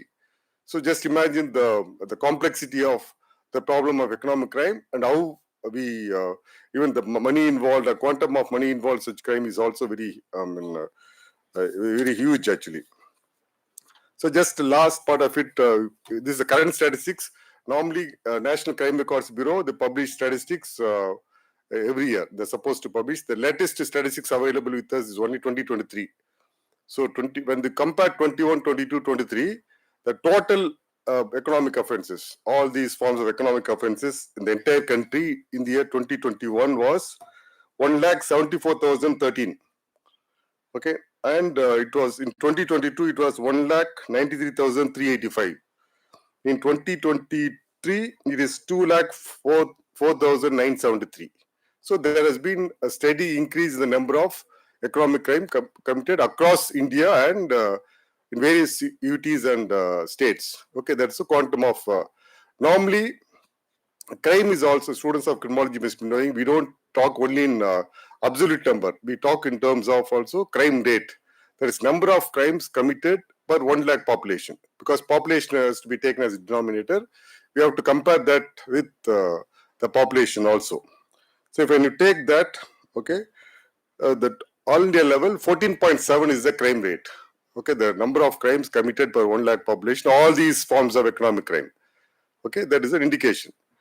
And relatively comparison also between states also should do right. Because if I stayed in the state of Tamil Nadu, 2021 it was 3,574, that has increased to 6,661. Okay, there's been increase. 6,000 offenses, economic crime, registered across the state of Tamil Nadu in 1 year. And if I say in Kerala, it was 11,267. Obviously, in terms of population, in terms of absolute number, Kerala has the problem is worse than Tamil Nadu. And another indication also, if you take, I told you, all India level crime rate is 14.7 economic crime. In Tamil Nadu, it is only 8.7. So far below the national average. When you take some states, for example, Haryana, the crime rate is 25.2. In Telangana, it is 70.5, several times. And you look at the absolute number also, the 26,881 economic crime were reported one particular year, 2023. So that's what always, there's always a difference between perception and reality. We talk, right, okay, Tamil Nadu kettu poichu, Tamil Nadu ipdi aachu, idella pesittu, but look at the statistics relatively, and if you look that actually Government of India has also warned, state that states UTs may not be compared purely on the basis of crime figures.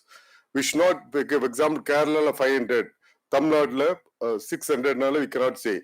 Tamil Nadu more number. We also have to take into account the crime rate, taking the population into account. So that's what they calculate in terms, they call that as crime rate. Okay, number of crimes committed per 1 lakh population. அப்படி பார்க்கும்போது தமிழ்நாட்டில் the problem is not very alarming. In some smaller states like Haryana, the crime rate is almost 25.2, and the number of crimes also in absolute number 7,637. Economic crime, talking about economic crime. So we, after looking at all these figures, we can make certain inferences. Of course, there has been steady increase in the number of economic crime reported. We talk only about the reported and registered cases across India. Point one. Point two, the crime rate is also increasing. It is 14.7 now across India, across various states and UTs. And in the state of Tamil Nadu, compared to even states like Telangana, Kerala, and Haryana, Tamil Nadu situation is not that bad actually. So likewise, only students have to make inferences by looking at the statistics. We cannot simply go by what newspapers report, what these people speak, the politicians speak or others speak actually. And similarly, I mean, maybe in some other platform I can share the crimes against children, crimes against women, all those parameters, like Tamil Nadu is not bad, the situation. Actually, that's the statistics shows. So this, even to break that perception, also we need to have reality. We should need to have statistics. So we should not go by what general people perceive or others speak. Being students and being academics, we should always depend on the evidence and hard data published by official agencies. We cannot go by newspapers or we cannot go by some other NGOs data. And in that respect, I think you could have, this platform would have helped you in understanding these complex issues like economic crime, or you call that as financial crime. And detection part also, I think you had practitioners from the field would have helped you in understanding that. So we look forward to such events. Once again, I wish you all the very best and congratulate the organizers and thank respected secretary and madam. Thank you, madam.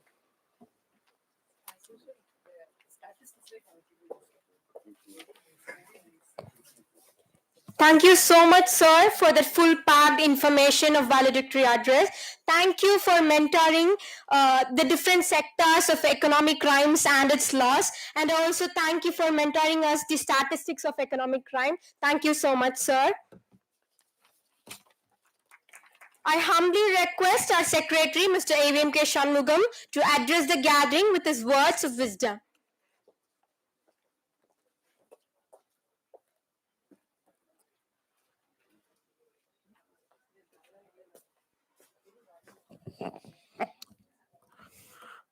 Good afternoon. Yes, it's been one long day from morning. First, I'd like to thank Mr. Srikanth. He's just left the evening, but a great putting all you people together and to an ensemble of lovely guests over here to enlighten all the students and talk about various aspects of fintech, financial crime coming into it. And I should thank Mrs. Srinivasan for the entire team of our criminology is nothing but all his students are the professors here today. The entire department, they're all handpicked by him right from Surya. All of them are students of Madras University who are studying in his classes, and today they run the department. He is the direct boss as far as the Department of Criminology is. Every other department has got people from outside, but criminology department has got all his students over here. He literally monitors them. He guides them what to do, how to do. Everything is done directly by him. I'm very thankful to you, sir, for all the support that you always give us. Anytime, anywhere for Ravachi College, Dr. Bhuma has to call him up or Surya will be there. It is done. Yes. I think principal will announce on that.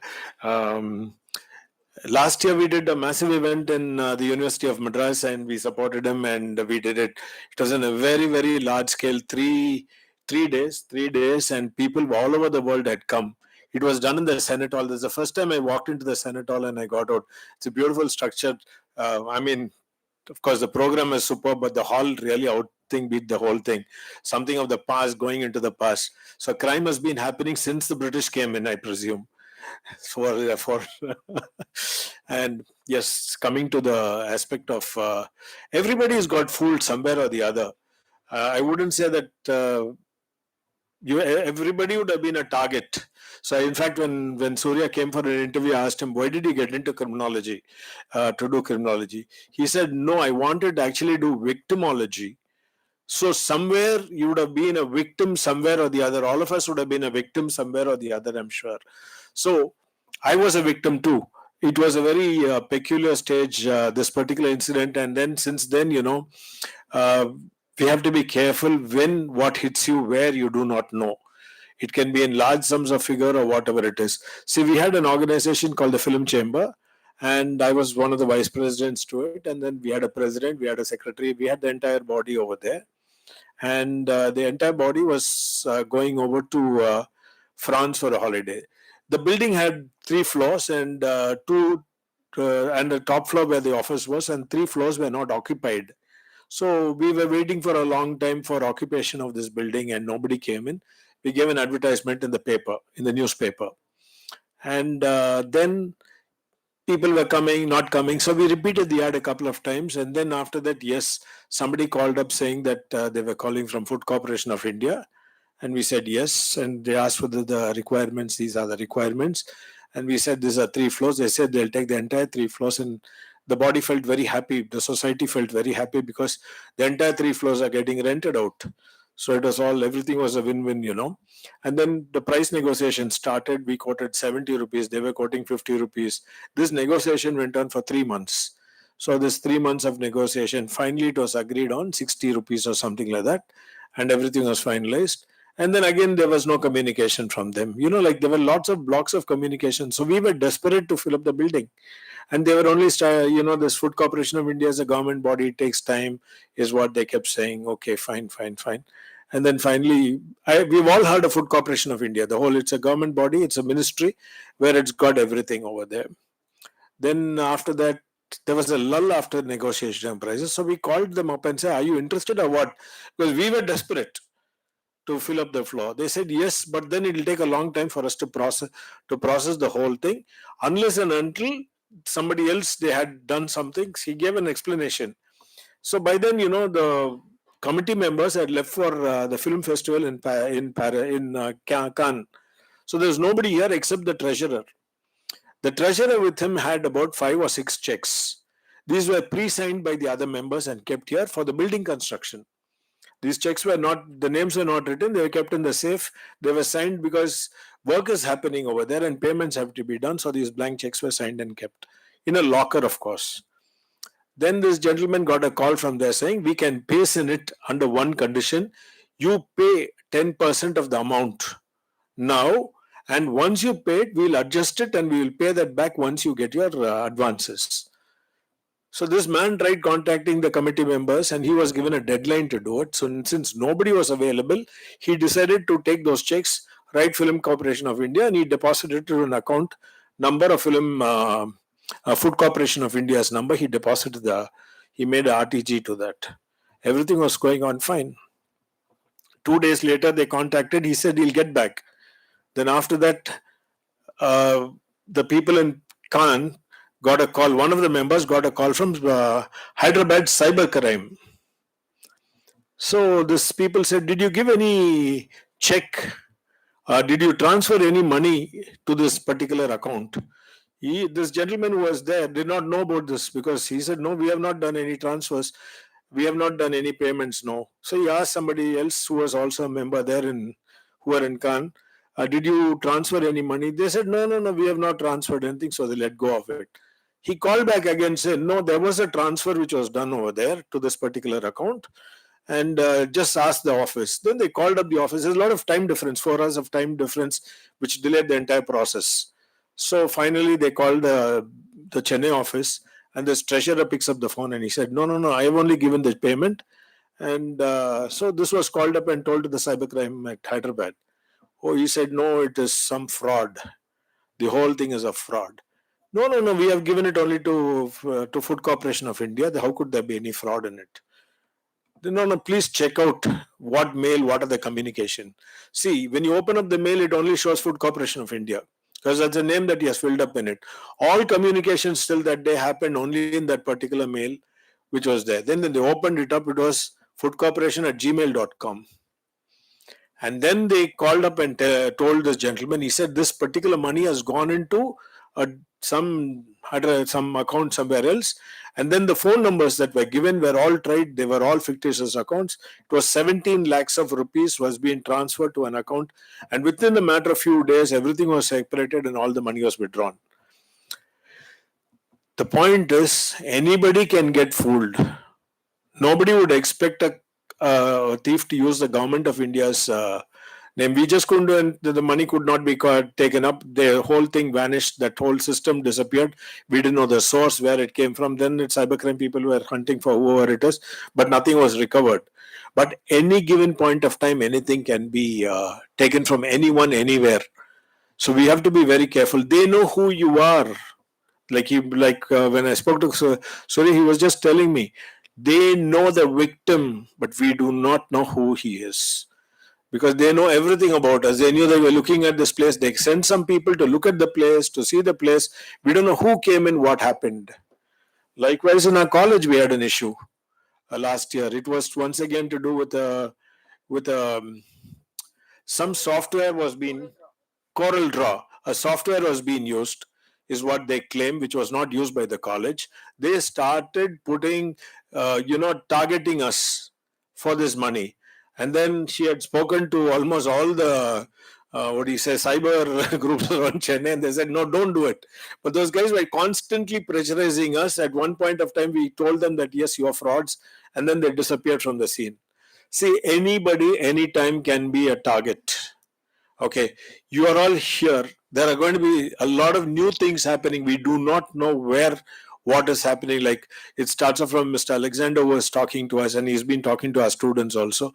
So many new things are happening. New avenues of crime is coming. Everything is from the internet, but they are highly equipped, they are highly knowledgeable, and they are doing it. In fact, we all carry most of you must be having some bank account, right? In your phone? Yes. See, I was talking to this friend of mine who heads a bank and who's one of our mentors in our college. One, Mr. Desikan, he's in Abu Dhabi, and he heads Abu Dhabi. What bank? Abu Dhabi Bank. It's like RBI, okay? So he heads that. He's one of the vice presidents from the Indian side, who heads an Indian who's based there, who reports to the sheikhs. So he was mentioning to us clearly, when you use a phone, do not have any apps in it. So in fact, whatever I use for my phone, I've just got an ordinary phone. Put all your banking details into that, or all your transactions related to your bank in a phone, because anybody can come and target you in any format to your phone and have vital information taken out.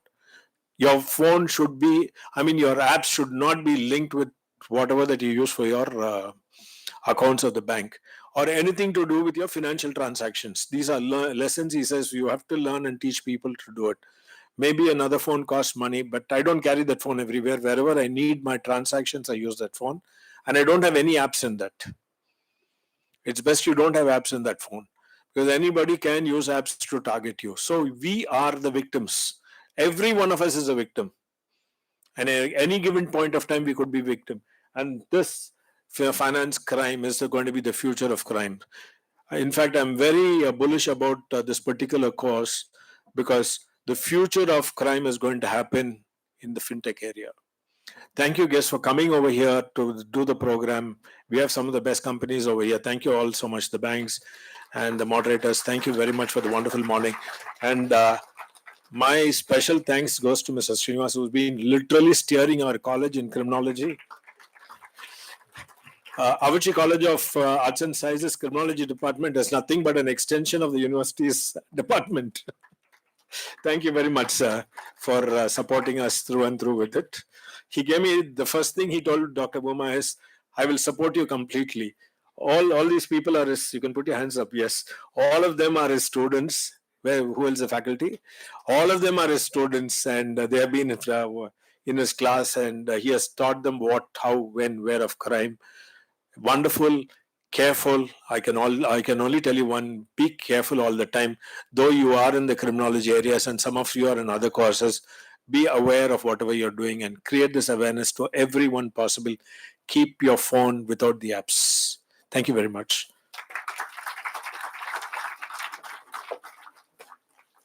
Thank you so much, sir. To the moment we all are been waiting, the prize distribution.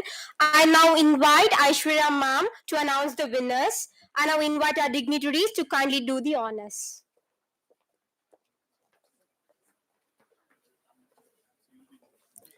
Good afternoon, everyone. With great pleasure and a lot of contemplation, we have three teams won the hearts and scored effectively. The third prize goes to team number 2, Ishwari Engineering College.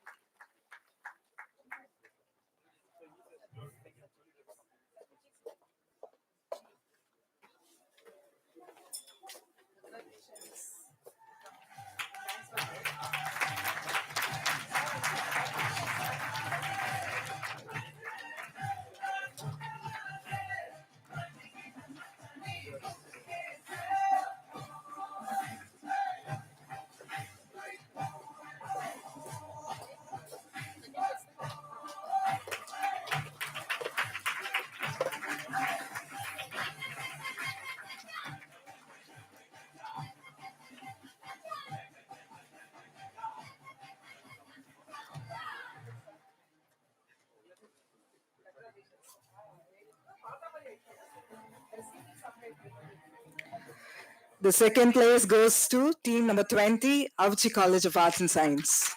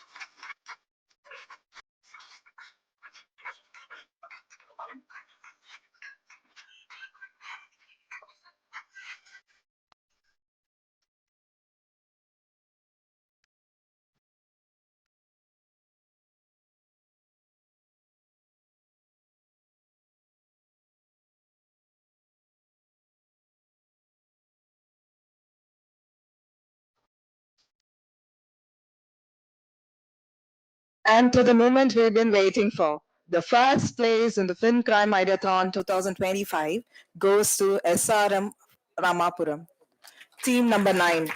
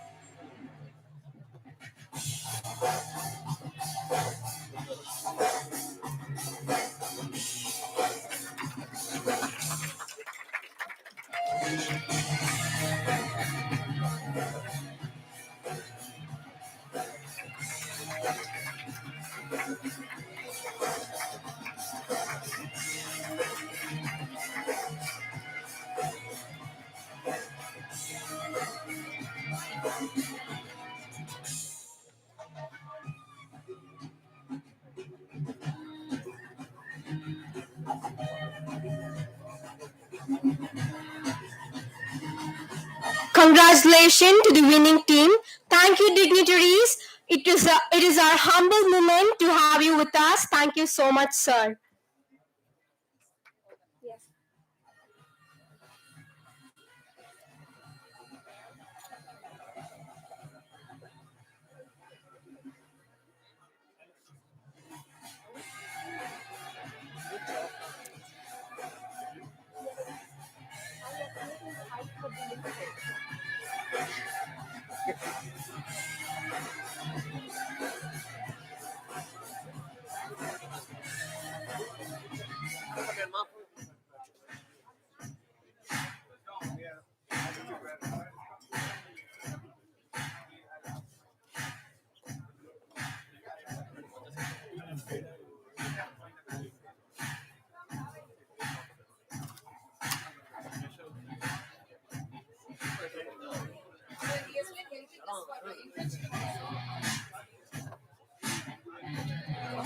I request all the winning team to come to the stage for a group photo.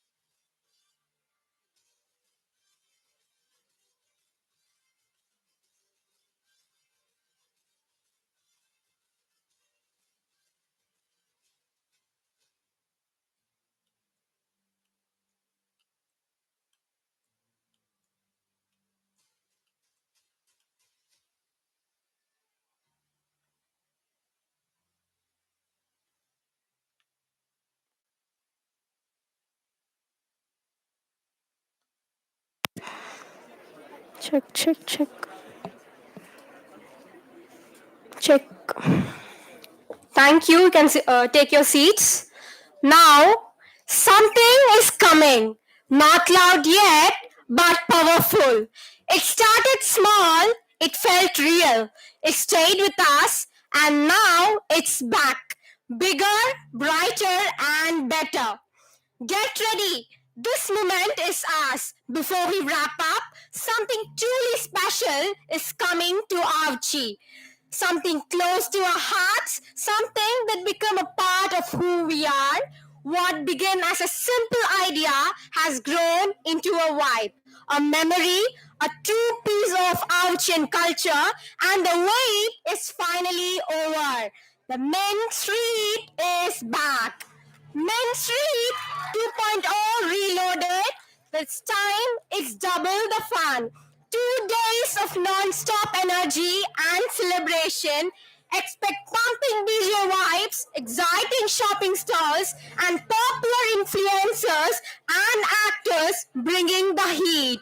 And the best part, it's open to the public. So as proud Auchians, we invite you all to be the part of this unforgettable experience. Watch sneak peeks and updates. Follow our Instagram page and stay tuned. One last thing, because you mean a lot to us, we have something extra special planned. Colleges that has registered today with unlock an exclusive surprise. What's it? That's the surprise. Main Street 2.0, the vibe is back. It's on Jan 30 and 31st. I now invite Nandini to share an interesting news with us.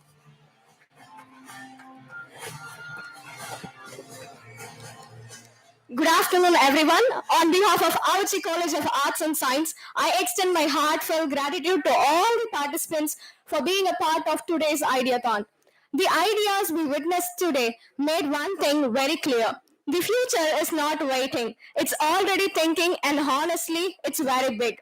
For those who may not know me, I'm Nandini, President of the Student Council, Auchi College of Arts and Science. I promise to take just 2 minutes of your time because what I'm about to share is not just an announcement, it's an upgrade to your college journey. Let's be real for a second. Talent is everywhere, opportunities are limited, and platforms that actually matter are rare. And today, I'm proud to introduce one such platform where talent meets opportunity and effort meets recognition. We are excited to announce our intercollegiate event organized by the University of Madras, hosted at our only own Auchi College of Arts and Sciences in collaboration with ACCA. This is not just another event on the calendar. This is a university-recognized, professionally aligned platform designed to test how ready you are for the real world, not just for the classrooms. Over 2 power-packed days, February 12th and 13th, we are bringing 20 diverse and dynamic events under one powerful umbrella. Just to drop a few highlights, Sale-a-thon, stock market simulation, ads app, dart throw, and many more events designed to test your communication, leadership, creativity, strategy, and decision making. Basically, skills that look great on your resume and feel great to master.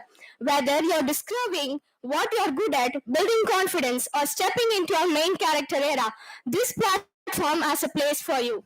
You came here with ideas. Come back on February 12th and 13th with ambition, energy, and the mindset to win. For registration, updates, and all the buzz, follow us on Instagram at Auchi College Official and Auchi Student Council.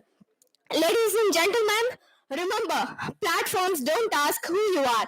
They show the world you're about to become. We are excited to welcome you again at Auchi College of Arts and Sciences. Thank you and see you all on February 12th and 13th. Let's make it unforgettable. Thank you.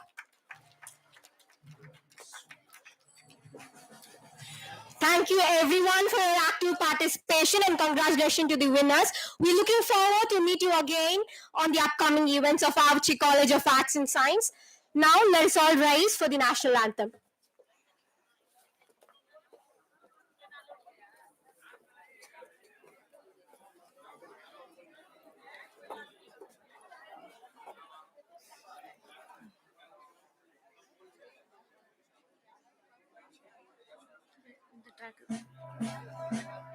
जनगण मन अधिनायक जय हे भारत भाग्य विधाता पंजाब सिंध गुजरात मराठा द्राविड उत्कल बंगा विंध्य हिमाचल यमुना गंगा उज्जल जलति तरंगा तब शुभ नामे जाहे तब शुभ आशीष माहे गाहे तब जय गादा जनगण मंगलदायक जय हे भारत भाग्य विधाता जय हे जय हे जय हे जय जय जय जय हे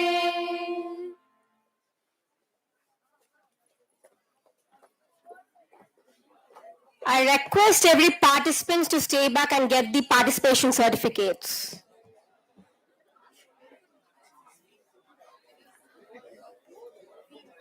Also, I request the participation to give a feedback.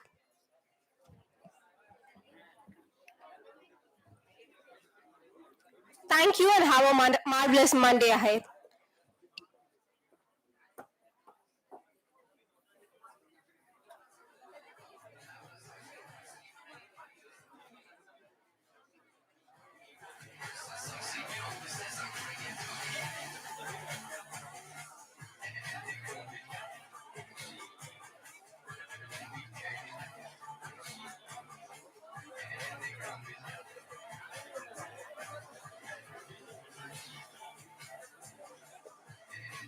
Participants, kindly note, collect your certificates, participation certificates in G17, which is right side of the auditorium.